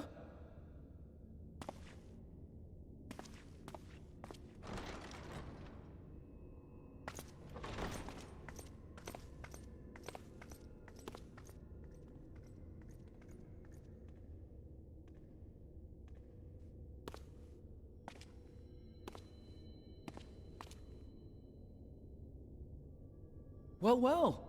The commander of the Yulmoran army himself. To what do I owe the honor, General Ranjit?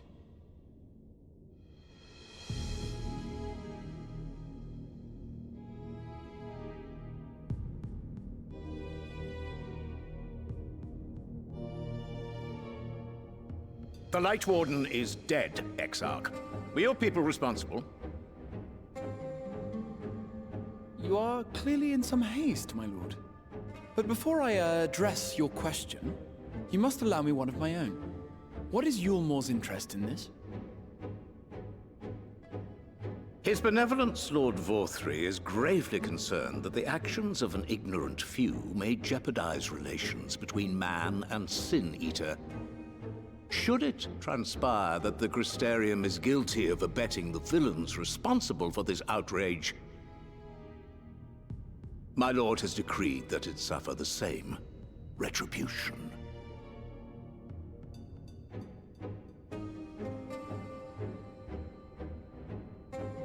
I see.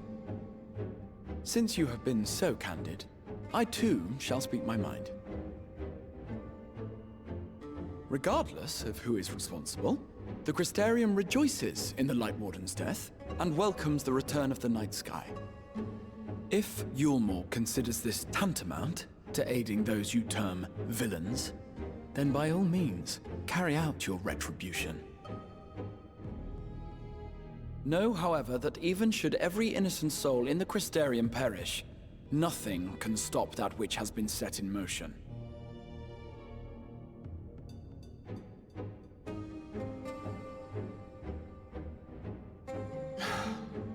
Folly.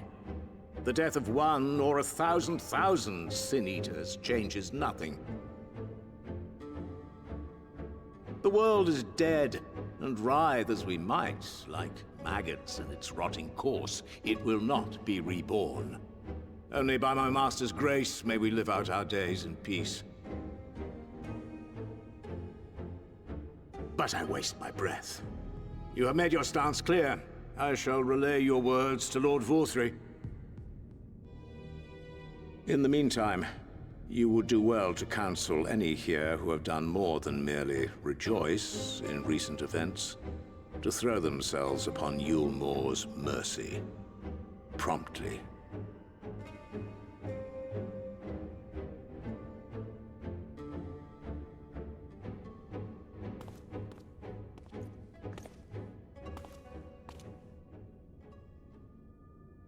One last matter. We are searching for a young artist and his assistant. Know you of whom I speak?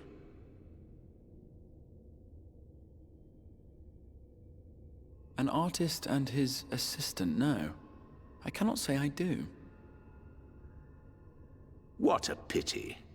Should they reveal themselves to you, I bid you hand them over at once. My master is most eager to see them again.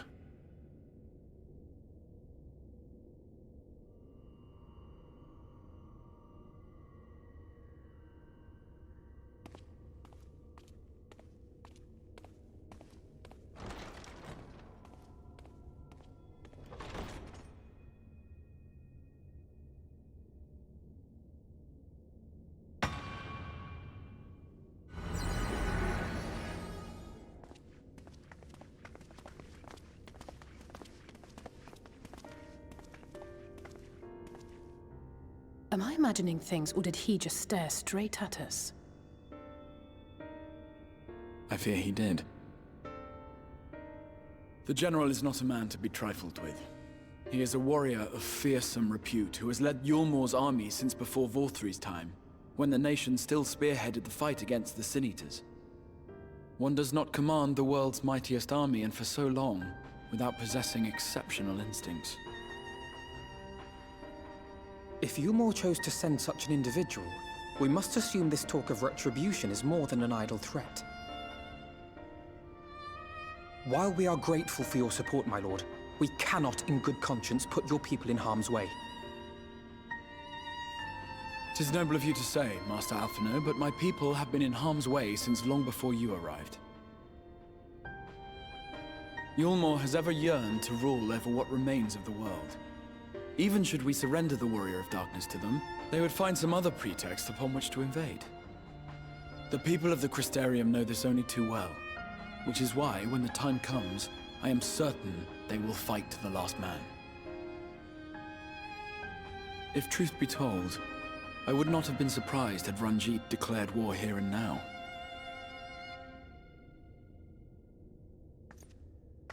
He may have reason to delay.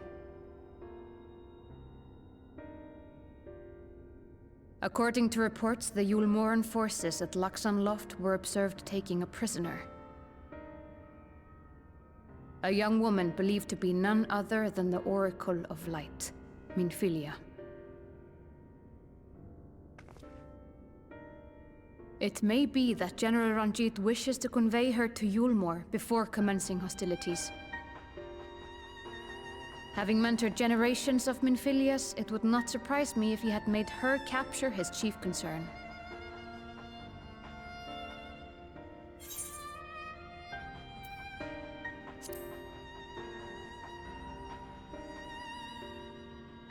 Ah, of course. How remiss of me. I had intended to speak to you of Minfilia. There is, however, much to say, and precious little time in which to say it. I think it best that you seek out Moren at the Cabinet of Curiosity. He'll be able to enlighten you. Alphino, Alize, would you care to accompany your friend? You doubtless have insights of your own to offer on the matter. All right, though I'm still not sure I understand it all myself.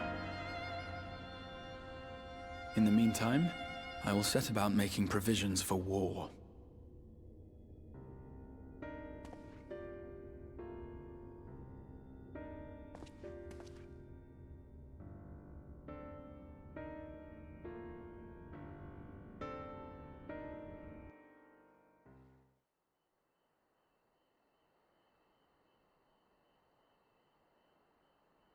You are doubtless eager to attempt Minfilia's rescue, and with your combined strength, you may well succeed.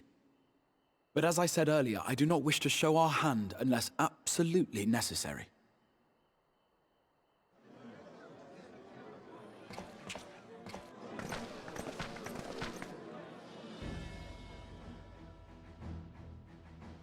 "'Twas not merely the night sky that you restored to us, but hope. Hope for the future of Norvrand. Unlike you, we cannot contend with the Light Wardens, but so long as hope burns in our hearts, we will fight on regardless. This I will prove to you."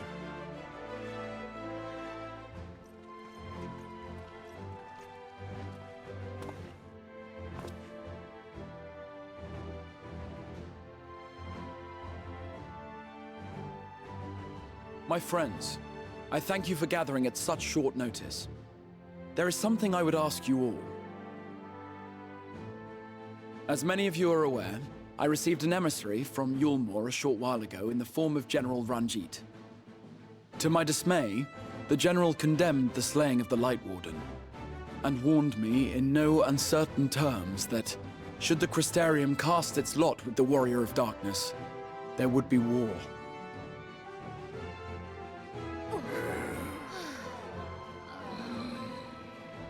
Let none be mistaken. We would be hard-pressed indeed to resist the might of Yulmor. Some would even call it suicide. and yet my heart cries out to fight. Better that than relinquish the hope that swelled in my breast when I beheld the night sky for the first time in 100 years.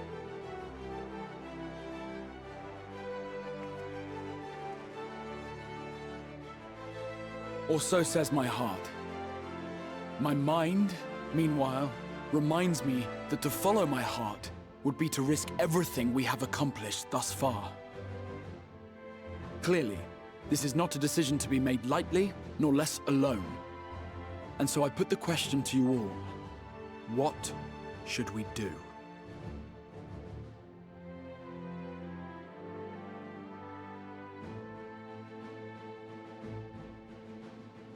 My lord, you already know our minds. It brought tears to our eyes to witness the knight's return. The whole of Norvrand deserves the same, and not just because some children's story tells us so.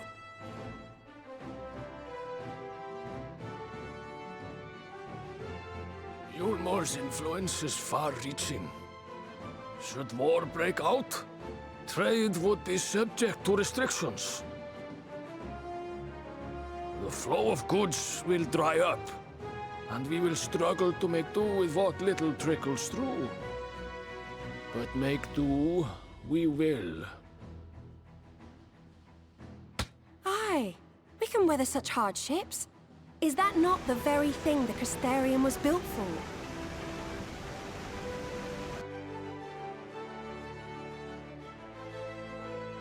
We have always taken pride in our ability to sustain ourselves.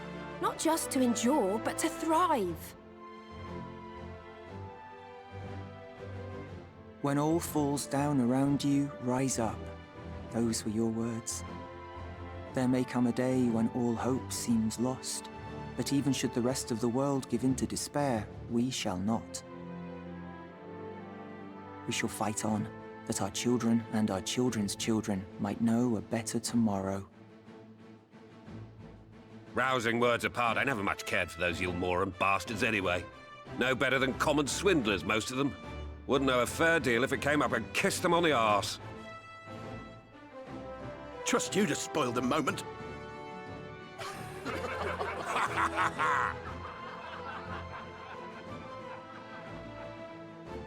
It appears we have a consensus. Let it be known that the Yulmoran host at Laxon Loft has taken the Oracle of Light captive. They fear the power she holds over the Sin Eaters, and doubtless intend to imprison her once more.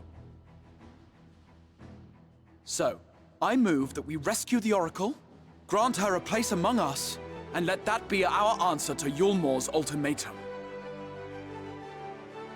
Hear, hear! Hear, hear!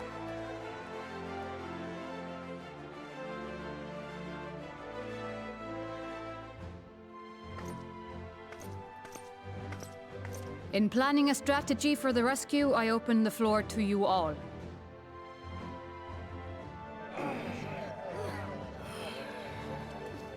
And there you have it.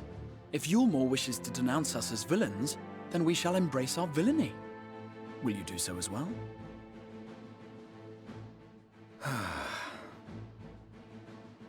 We will not be outdone. Consider us your partners in crime.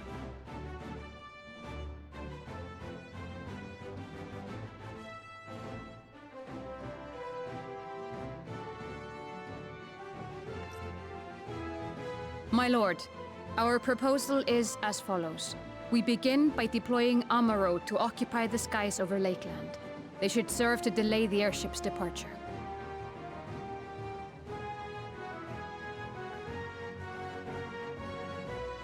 At the same time, we scatter dream powder from the air.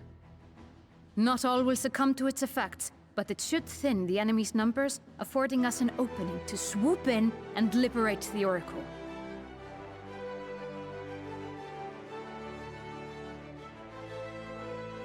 Very good. See to your preparations.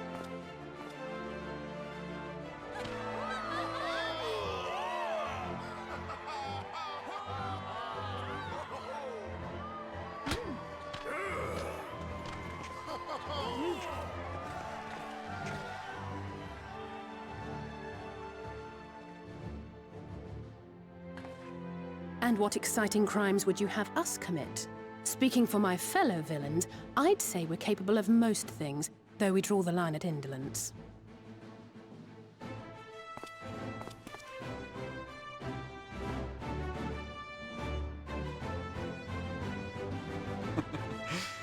If excitement is your desire, then I bid you join the guard. Captain Lena will give you your orders.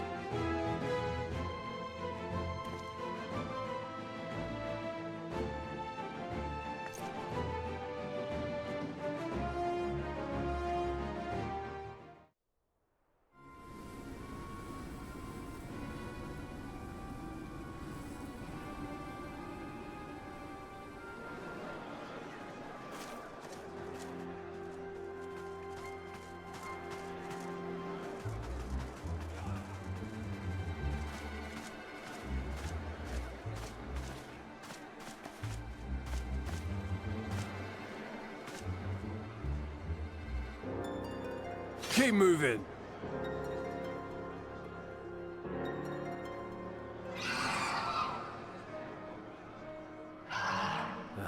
What now?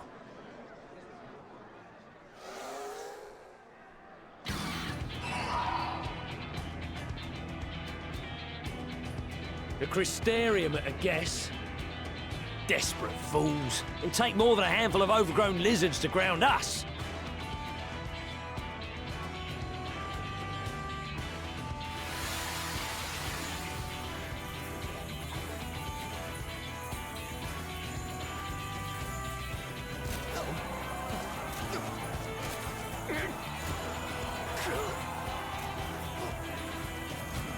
You're gonna be...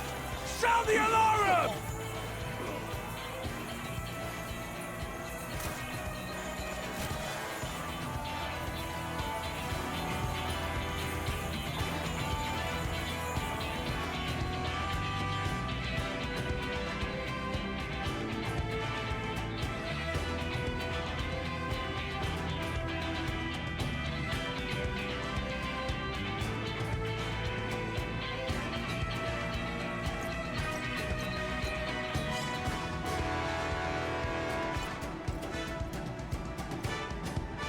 Captain, the powder has taken effect.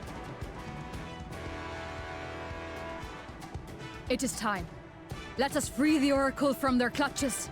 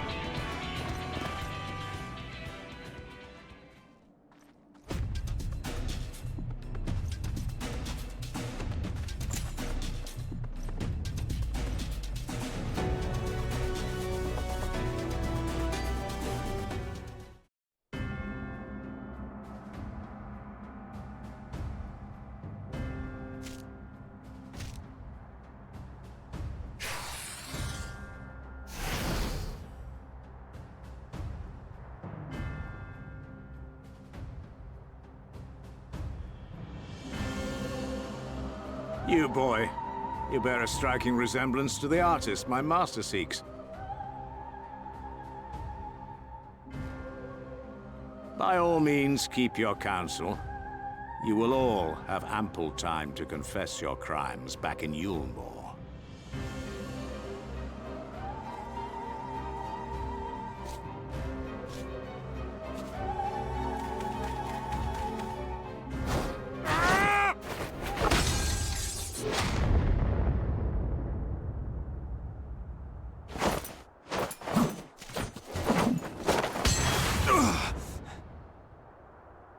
Thancred?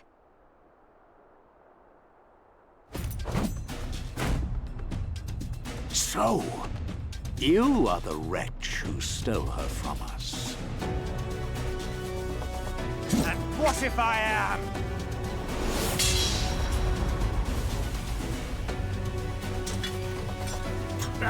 What?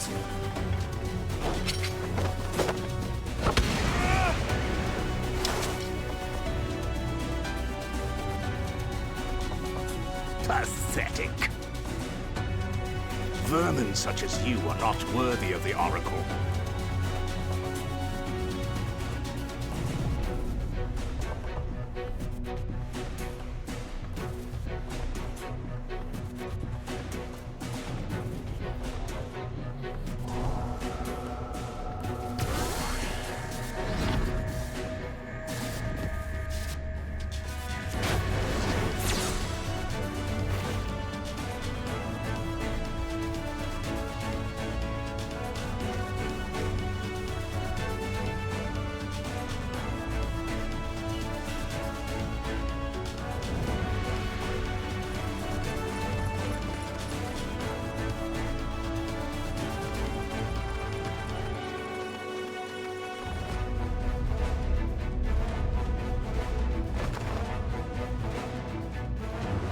Break!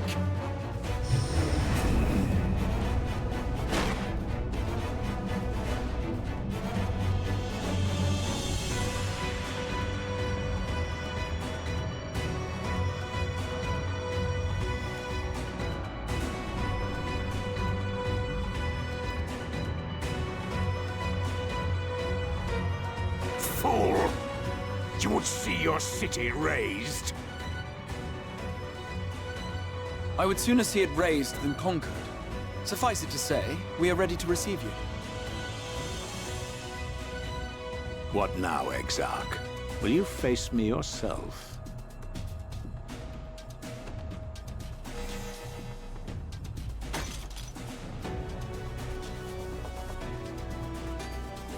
I think not, General. I've quite exhausted my tricks.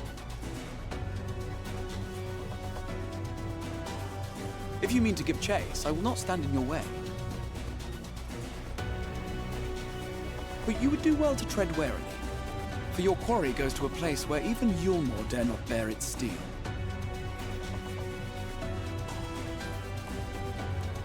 Ilmeg, the Fairy Kingdom.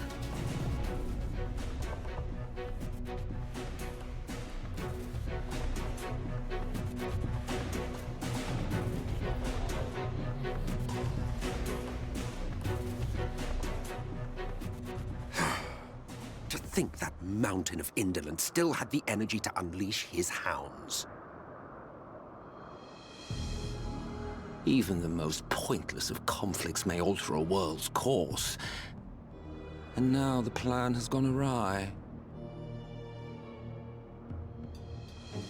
But how? How did the so-called Crystal Exarch bring the hero of the Source to the First? As if I didn't have enough on my hands already.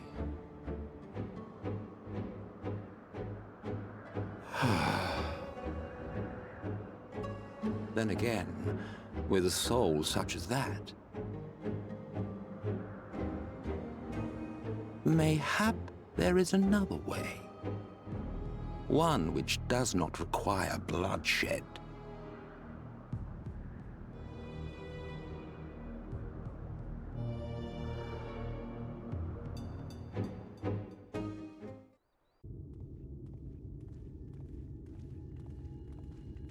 Not so long ago, here in the shadow of the northern ranges, lay the great kingdom of Verbert. A nation with a proud history that the Sin Eaters cut short, just like all the rest. Since that time, these lands have become a haven for Fey folk. Dreamers frolicking amidst the ruins of a forgotten realm.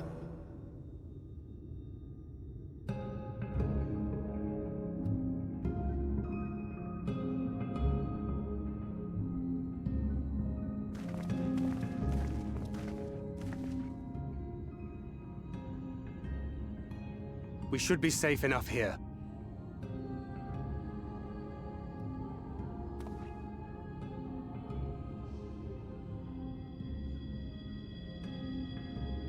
It's good to see you again, my friends.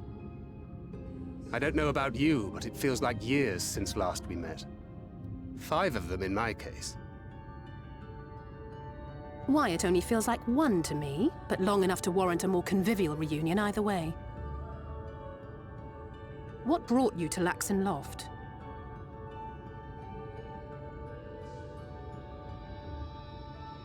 The girl, Minfilia, she and I were traveling together, hunting sin eaters. But as we were nearing Lakeland, she abruptly ran off on her own. I found her too late to stop the Eorzeans from taking her prisoner. And as I was considering rescue options, I observed that the Crystarium was on the move. So I consulted the Exarch, who apprised me of the details of the operation and issued me certain instructions. Should the situation take a turn for the worse, I was to see you all safely to Ilmeg. And here we are.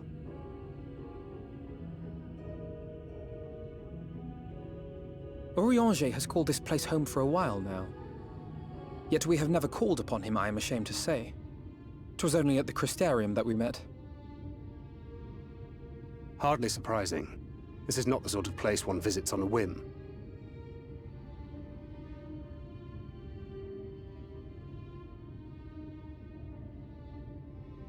Happily, having trespassed on Eorzea's hospitality for a spell, Minfilia and I have an idea of how things work around here. Sooner or later, the Eorzeans will come after us. But before they do, the Exarch bids us accomplish 2 things. First, rendezvous with Eorzea. And second, eliminate the Light Warden of this land.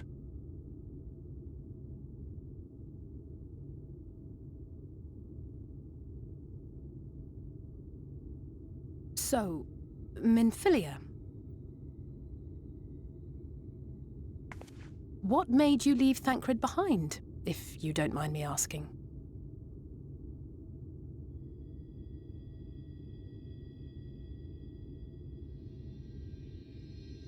You.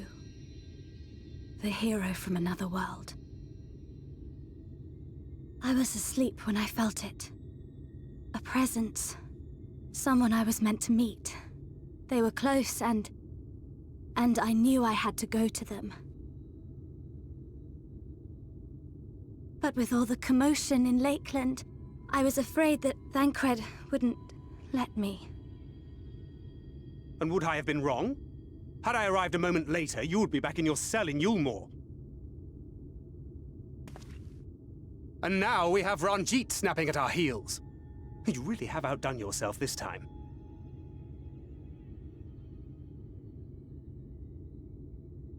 I'm sorry. Thank you for saving me.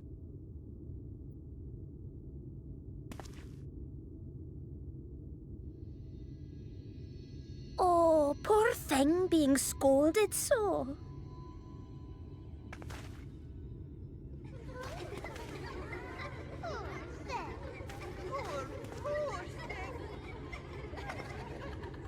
Who said that?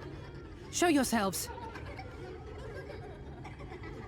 Come now, put away that frown and have some fun with us.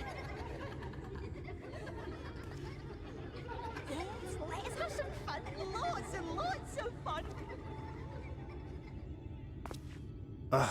Which way was it to Eorzea's?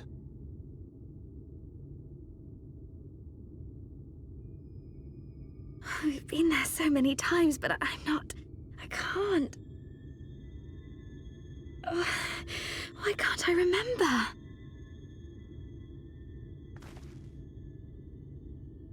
Damn it all. We're already caught in their spell.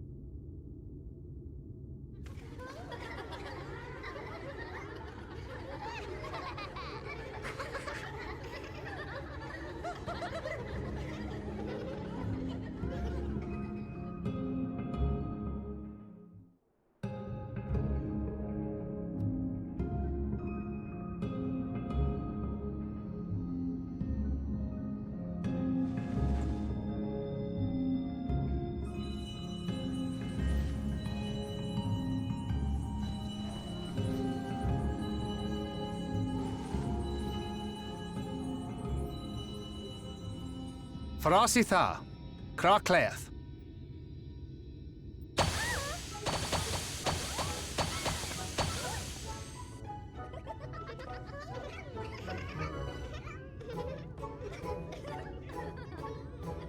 No! We are found!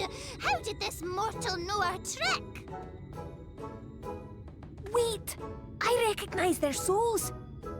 These two have been here before.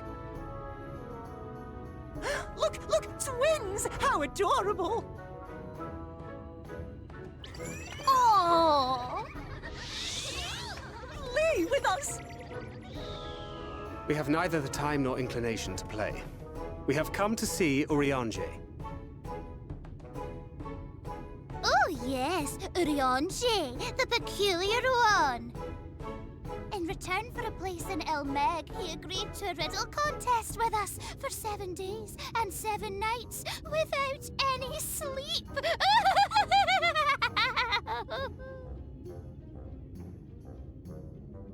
Oh, that was so much fun! We must do it again! I'm sure he'd be delighted.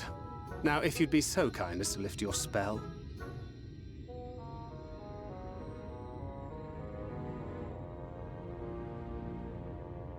Shall we? Should we? Would we? What now? I don't know, but this is their home, so we must indulge them.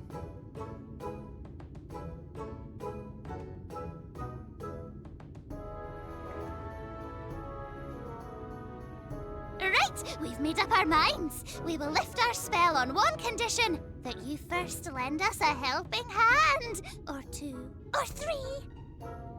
Once you've helped solve all of our troubles, we'll let you see Eorzea. Pixie's honor.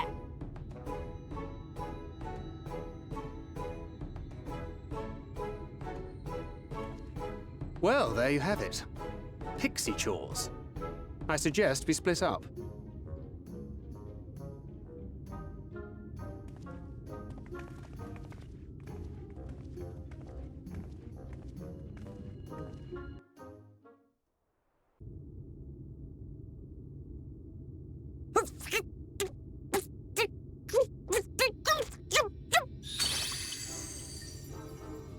You're late! Late! I've been waiting for you to summon me ever since you came here. Waiting and waiting and waiting. But my sapling didn't so much as utter my name. Such a heartless thing he is. Cold and cruel and heartless!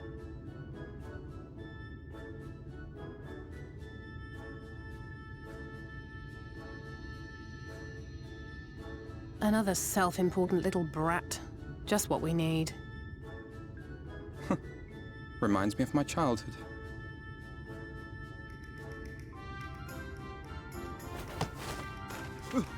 All right, I'm sorry. It was a joke. Honestly, just a joke. But just now you called for me so earnestly, so fervently. I couldn't possibly stay angry at you. Very well. As your lovely branch, I will lend you my strength.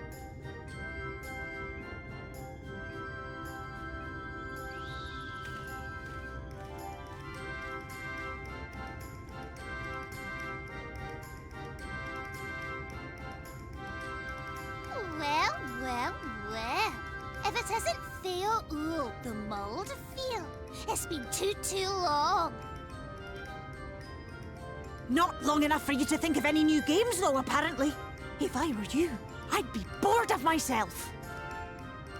Now let me make something clear. That mortal is mine. No matter what you do, he will never be yours.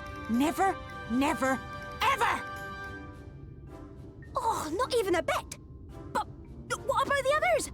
Surely we can keep them. No, you can't keep them either. They're for my amusement and mine alone.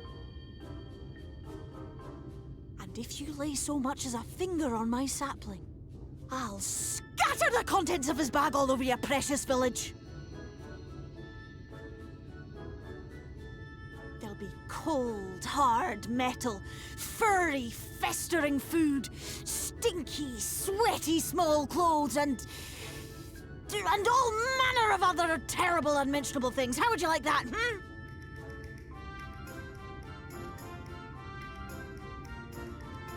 All right. But will you not at least let us play with the twins? Just while the others go and see Eorzea? Aye, that's all we ask. And we promise we'll play nicely. It seems we won't be joining you. Aye! We'll reveal the hidden Fernic to you at once.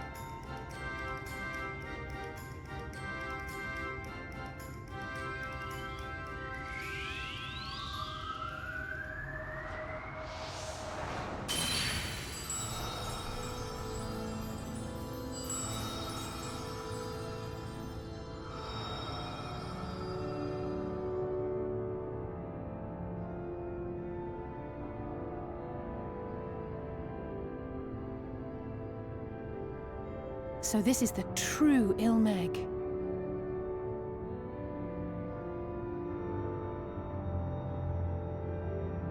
How are you feeling? Better.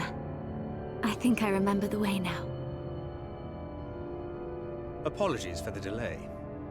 Shall we go and see Eorzea? Your lovely branch is useful, yes? So whenever you're in trouble, you must remember to make use of me!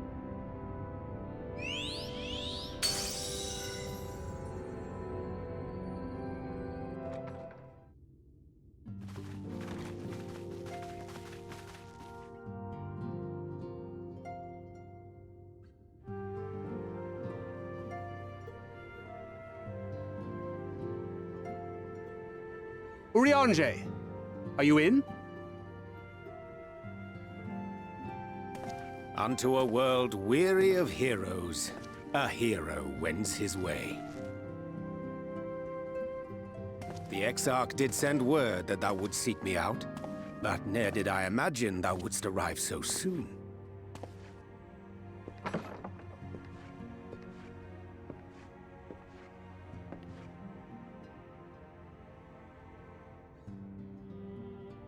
Full glad am I to see thee once more, my friend, and none the worse for thy travails.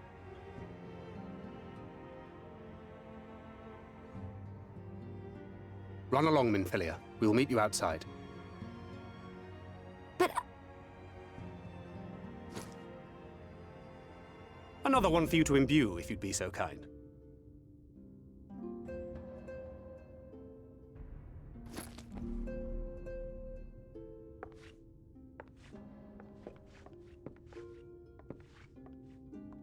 I take it thou hast met with our other comrades already?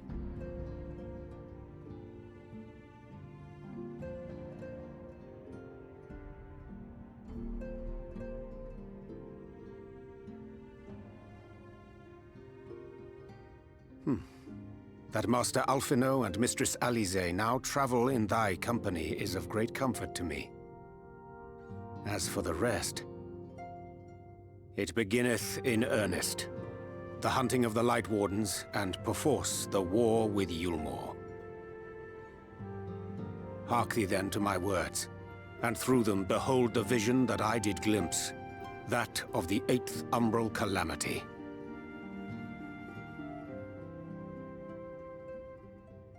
As I drifted hither to the first, traversing the boundary twixt reality and potentiality, I did bear witness to events yet to come.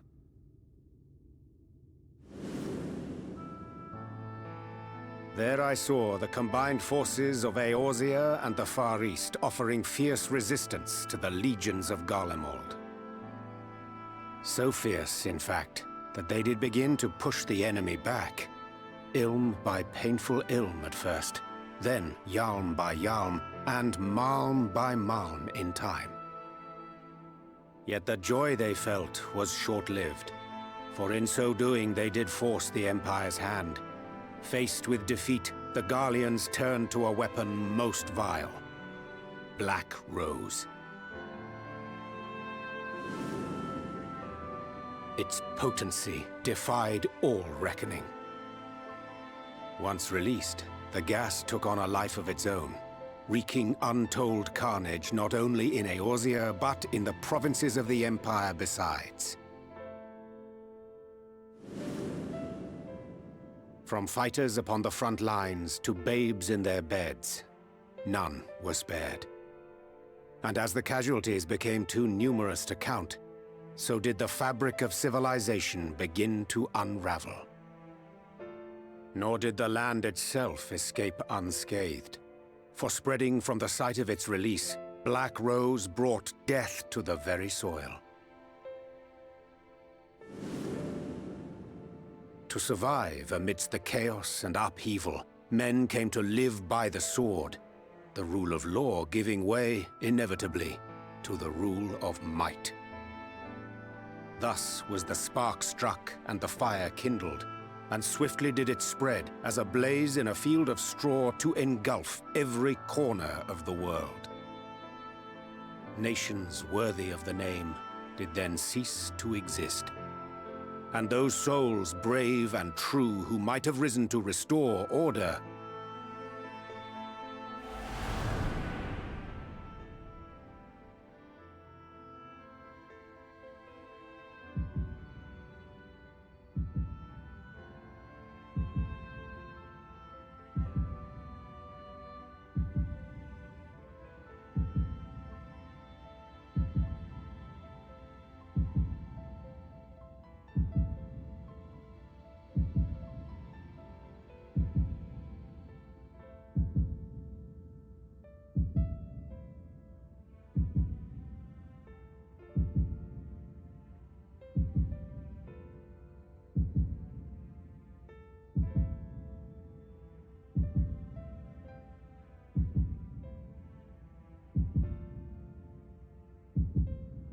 were no more. For the weapon spared not one, not even thee.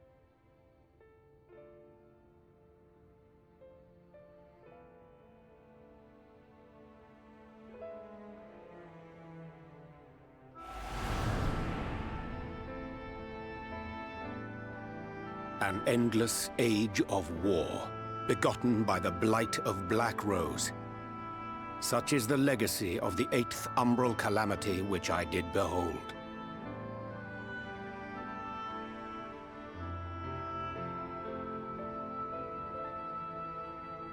No matter the cost, we must forestall this tragedy.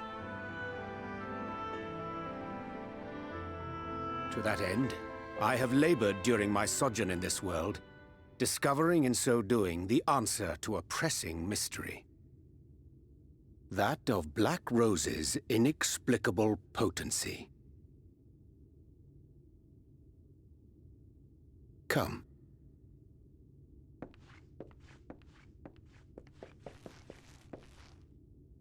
Dost thou recognize yonder chart?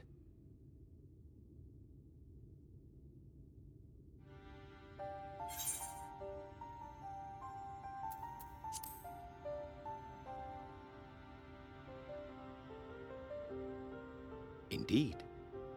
'Tis a rendering of the elemental wheel, such as one might find in classrooms across the source. As the chart maketh plain, our world is composed of 6 elements, in addition to which there exist 2 poles in fundamental opposition. Astral, the active; umbral, the passive. As a reflection of the source, the first naturally compriseth the selfsame forces. Yet, curiously, there is a notable divergence in their nomenclature. To be specific, the denizens of this world employ not the terms astral and umbral.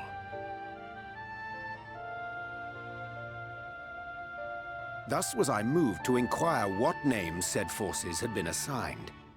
A simple question which yielded a most unexpected answer.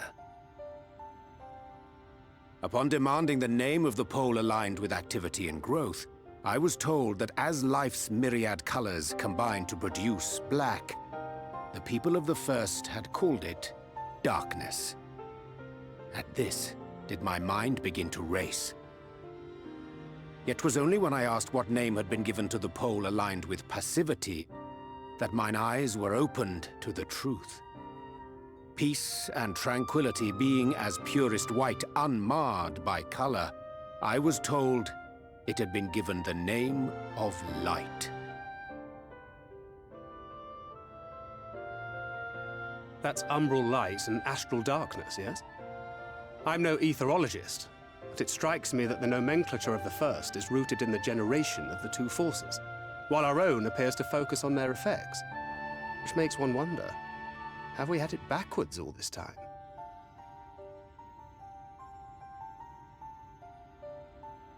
"'Tis indeed a compelling question, and one which beareth closer examination.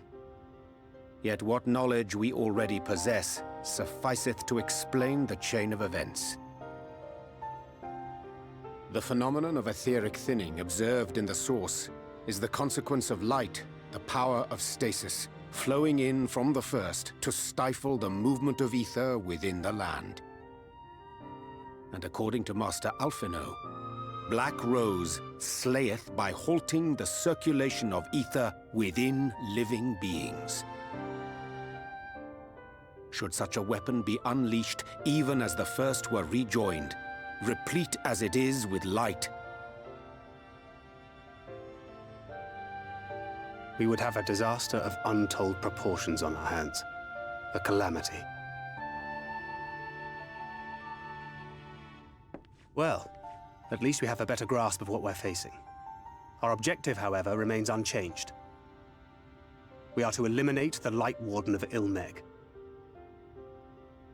Speaking of which, were you able to ascertain its whereabouts? Aye.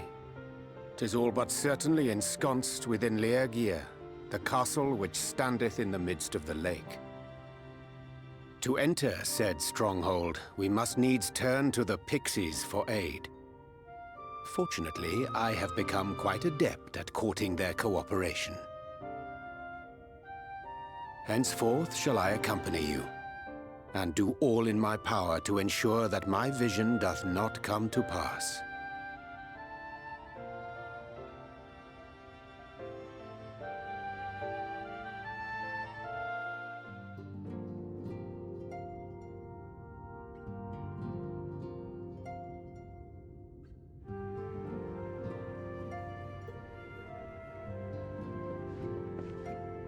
"'Tis done.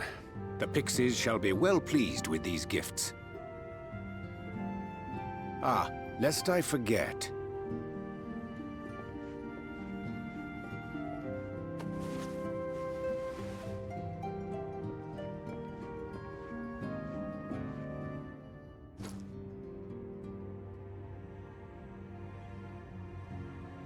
White Auracite, newly forged for thy use. Our mission being to thwart a rejoining, we will most assuredly cross paths with those who crave the contrary, our eternal enemies. Thus did I choose to abide in this ether-rich land, the better to fashion a trap for the Ascian's essence.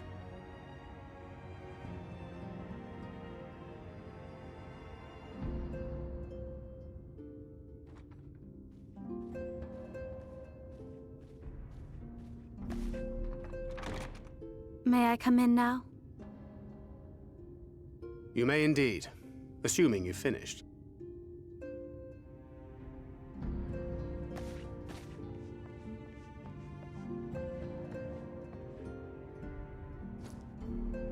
I did as you asked. That's my girl, thank you.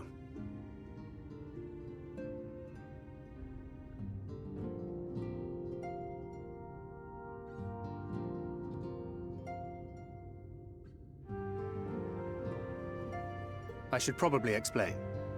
Though my body remained behind in the source, its limitations saw fit to accompany me, which is to say, I cannot manipulate ether. I took up the gunblade for its defensive advantages, but on account of my little impairment, I cannot imbue the ammunition myself. Luckily for me, Minfilia has quite a talent for it. Minfilia, once we set forth, we are not like to return for some while. If thou wouldst choose tomes to take with thee, let it be now. Really? May I? Of course, my dear. Yet have care thou dost not add overmuch to thy burden, lest I incur Thancred's ire.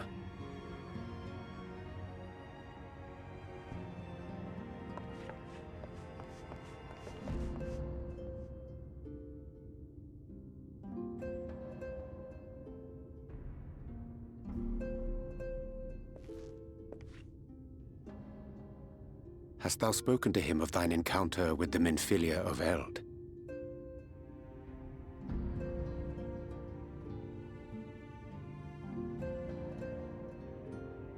Well, I suppose now is as good a time as any. As you know, I freed young Minfilia from captivity in Yulmore some 3 years past. Not long after, the two of us journeyed to the south of Armareng, to the edge of the Empty, where the flood was halted. 'Twas there that she awakened. The Minfilia of old. My Minfilia.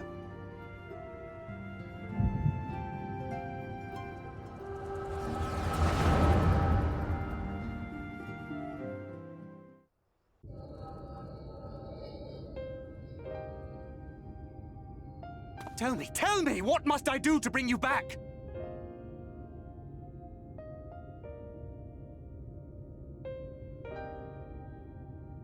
My dearest Thancred, as I am now, I am no different from an Ascian.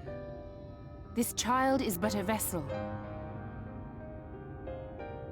One of many I have used that I might spread word of her enduring blessing and preserve the flame of hope. In my name, each has died, never having lived her own life. I have taken enough from these children. I will take no more. But what of your suffering? Your sacrifice? This isn't fair! I will not stand for it. I cannot! There must be something we can do. Tell me!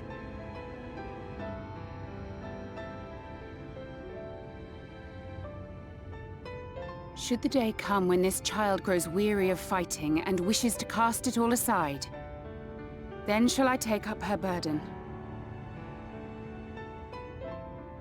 But should she wish instead to become the master of her own destiny,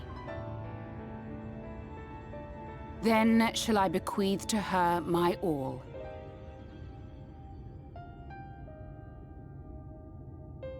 Imbued with the strength that I reserve for rebirth, she may come to wield my powers as her own. And what of my wishes? What of Flamine's? What of all the people who love and care for you and want nothing more than to see you again?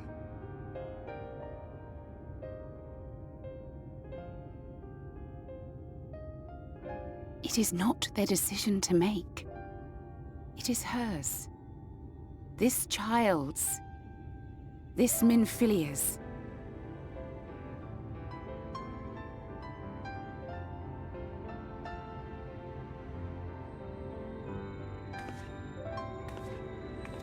You have ever watched over me, Thancred.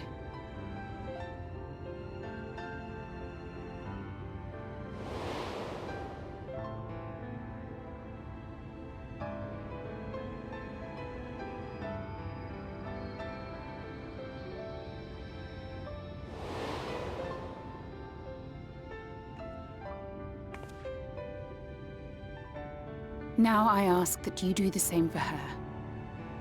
Protect her. Teach her. Stand by her as you stood by me.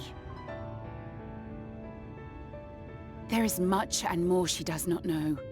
She needs a guide to show her the ways of the world, or she will never find her own path.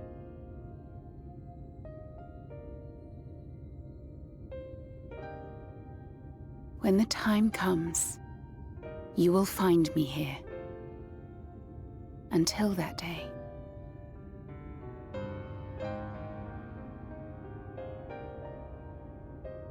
Minfilia, wait!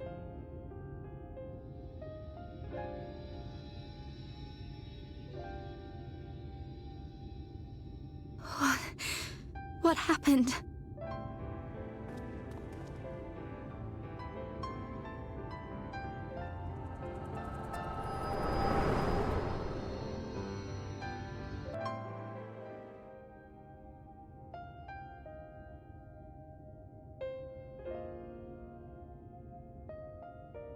And then she was gone. Minfilia, the girl, claims to have no recollection of any of it. I have told her many things. Where we came from, what we fight for. But of that day, I have not spoken.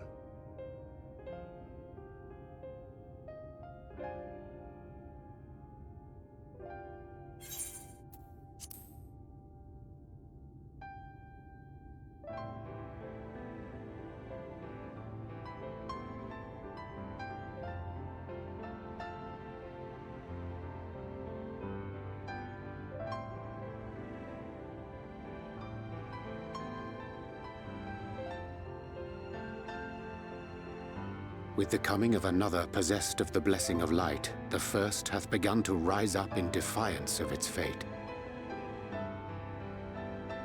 The question remaineth, however, who shall take up the flame of hope which Minfilia hath borne for so long? Whether we will it or no, the choice must soon be made.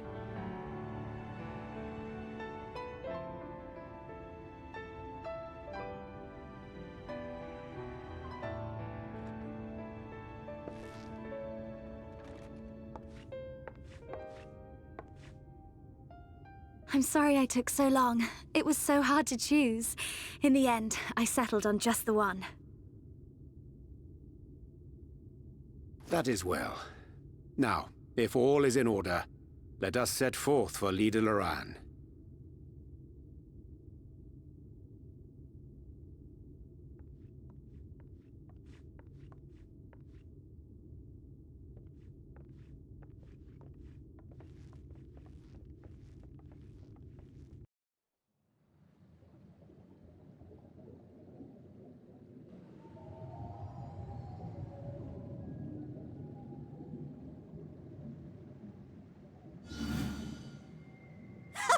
Wilford! Wilford!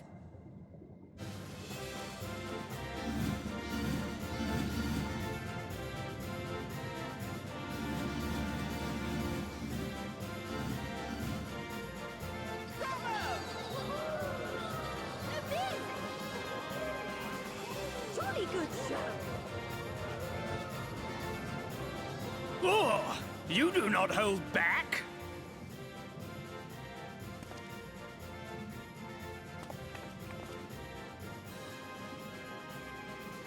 But I would have it no other way. Seldom have I enjoyed such sport.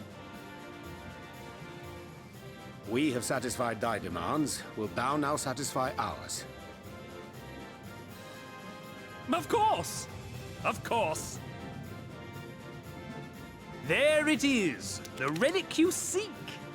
Yours for the taking. Have care you do not break it, though, yes.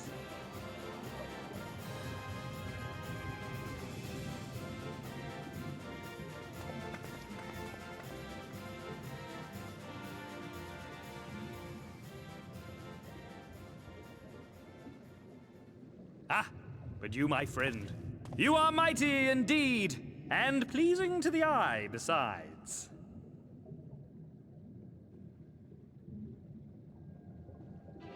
More? I want to see more of him! Yes! Yes! I could watch him forever! Why don't we just make him one of us? Yes! One of us!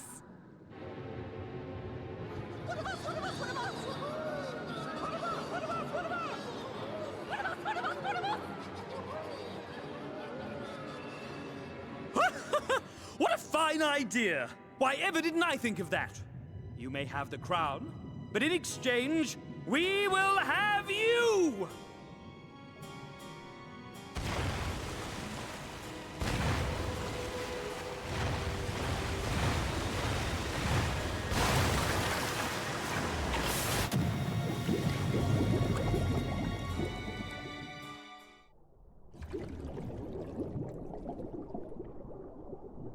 Wake up!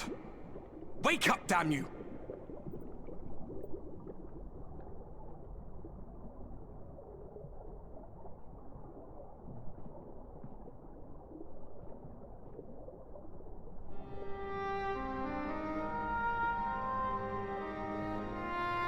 Ah, you're alive. Thank the gods. I don't know where you learned to breathe underwater, but it's lucky you can.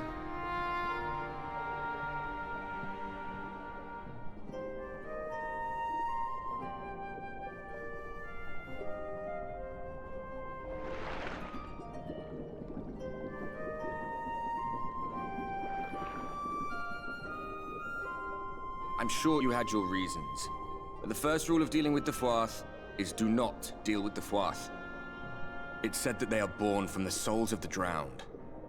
Were it not for your little trick, you'd have joined them. Your friends are safely back on dry land, in case you were wondering. They'll be searching for you, I expect.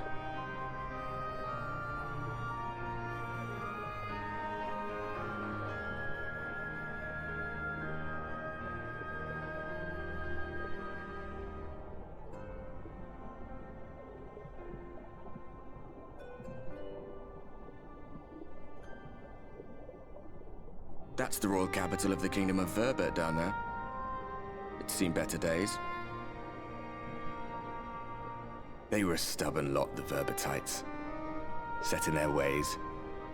But once you got to know them, you couldn't find a more welcoming people. It always froze over in winter, being up in the mountains.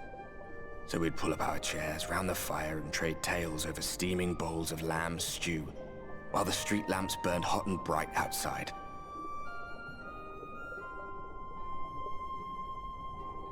All dead and buried now. Them and anyone else who might remember. Everything we did. Everything we gave. What was it for? I wonder... I hope you'll have a better answer than this when all's said and done.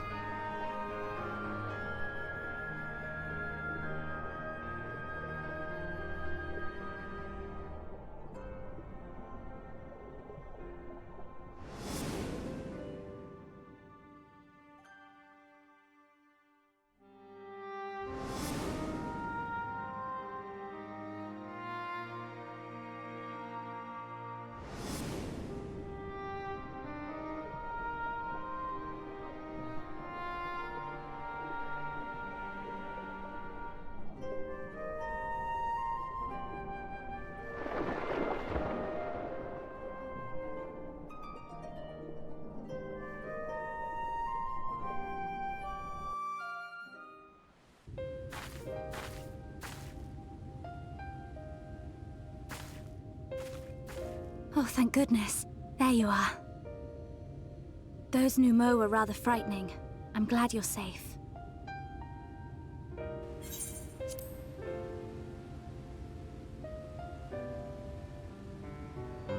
Thancred taught me, but I'm still a novice. The Minfilius before me battled Sin-Eaters as part of the Yulmoran army. But that had all changed by the time I was found. They held me captive, so that I wouldn't follow in the others' footsteps. I'd still be in my cell now had Thancred not spirited me away. When he found me, I knew nothing of the world. I didn't know how to live, let alone fight. Thancred once told me that if the efforts to summon you failed, it would fall to me to face the Light Wardens. I realized then that it was the only reason he kept me close. As a contingency. The truth is, he can't stand to be around me. Because I'm not her. I'm not his Minfilia.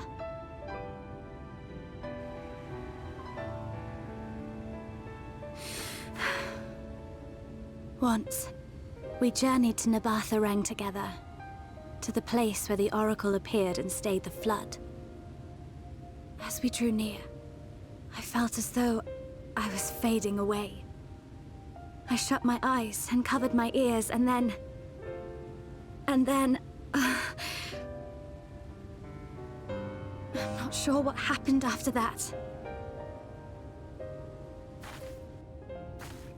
I have a vague feeling that I said something to him. Only it wasn't me at all. It was her. Afterwards, Thancred didn't say a word. Only kept to himself and brooded. There's nothing I can do for him. Nothing I can offer but my presence, though it only reminds him of his loss. She should be the one to live on. That's why I tried to find you, because I knew that was what she wanted. But now that you're here, I'm not entirely sure what it was she intended me to do. Was I meant to tell you something, or bring you to someone, or somewhere? I can feel the answer at the edge of my mind, just out of reach.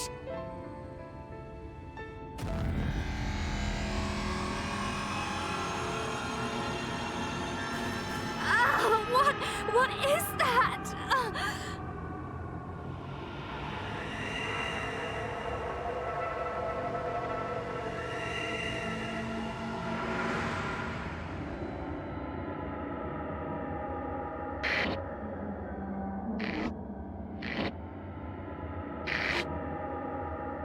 Why? Why did you imprison us? Such boredom, such tedium have we suffered. It is unfair. Unfair.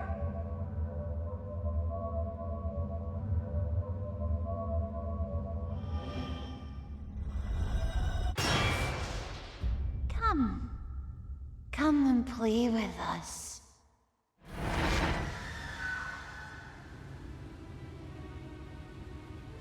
It came from the castle.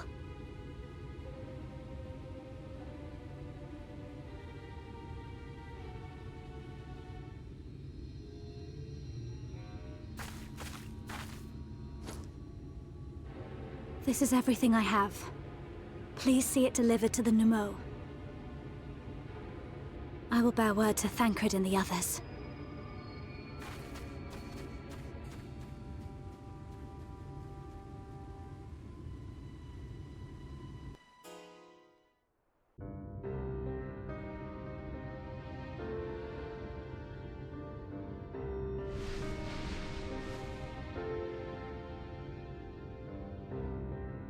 Ah! My medallion!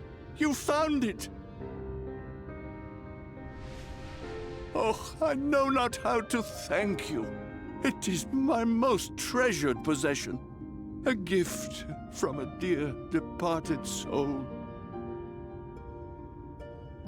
He was a traveler, and together we journeyed to the ends of the world and back again. When I was young. In those days, I could not speak. But we found joy in each other's company nonetheless. Oh, the memories. This medallion he found during an adventure. Fashioned it into a necklace for me, his partner in crime. I had not the words to tell him then, but it filled my heart with pride. I was so happy.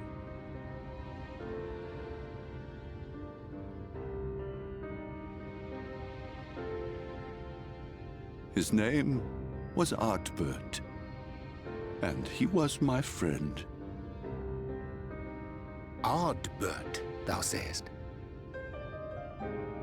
Everyone blamed him for the flood. him and his comrades. Some few who spoke up for them, of the many whose lives they had touched. But as the years went by, their voices were drowned out by those who only uttered the adventurers' names as a curse. It was too much to bear, and so I left behind men and their lies, and came to this place. Ardbert was a trusting soul, constantly being drawn into the troubles of others. Yet in spite of this, he never thought twice when he saw someone in need. He always tried to help.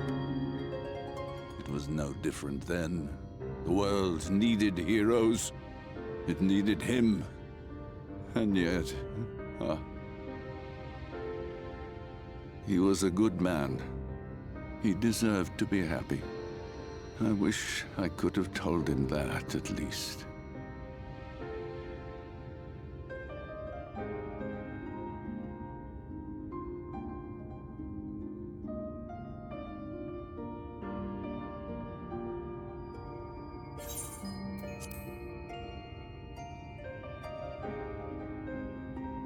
You remind me of him.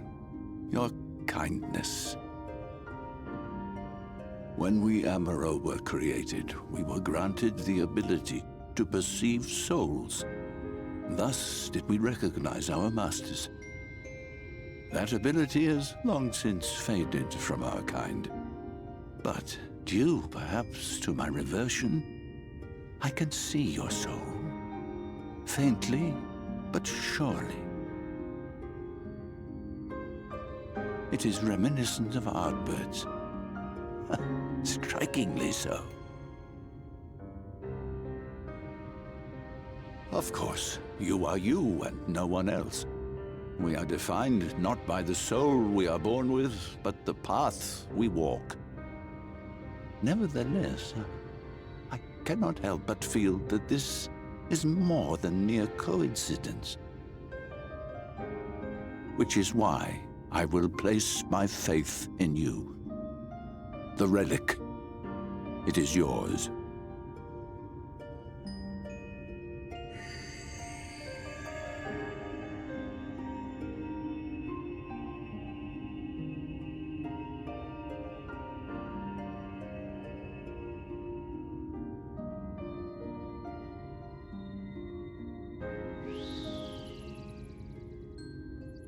There's trouble! Terrible trouble! Has something happened at Lida Loran? Together with the twins, we were playing tricks on some nasty mortals to stop them from setting foot in Ilmeg. At first they ran off screaming, which was lots of fun. But then a scary, bony, wrinkly old mortal came along and spoiled everything. None of our tricks seemed to work on him, which is no fun at all. And now they're getting closer and closer. Ronjeet. If he manages to find his way in, all our efforts will have been for naught. As thou sayest. Should we be discovered ere our mission here is complete, and the Light Warden yet liveth, our task will be rendered nigh impossible. If we are to prevail, we must needs divide our forces. Thus do I propose the following. Whilst thou salliest forth to meet with the Light Warden, we shall join in the effort to obstruct the trespassers. Should we succeed in staying their advance, all the better. Yet even should we fail, if we can but delay our enemy's arrival long enough for thee to secure victory, our plan may still be deemed a success. So the moment the lights go out, we all beat a hasty retreat, yes? Let me come with you. I have the blessing too. No, Minfilia. You'll only get underfoot. Now come.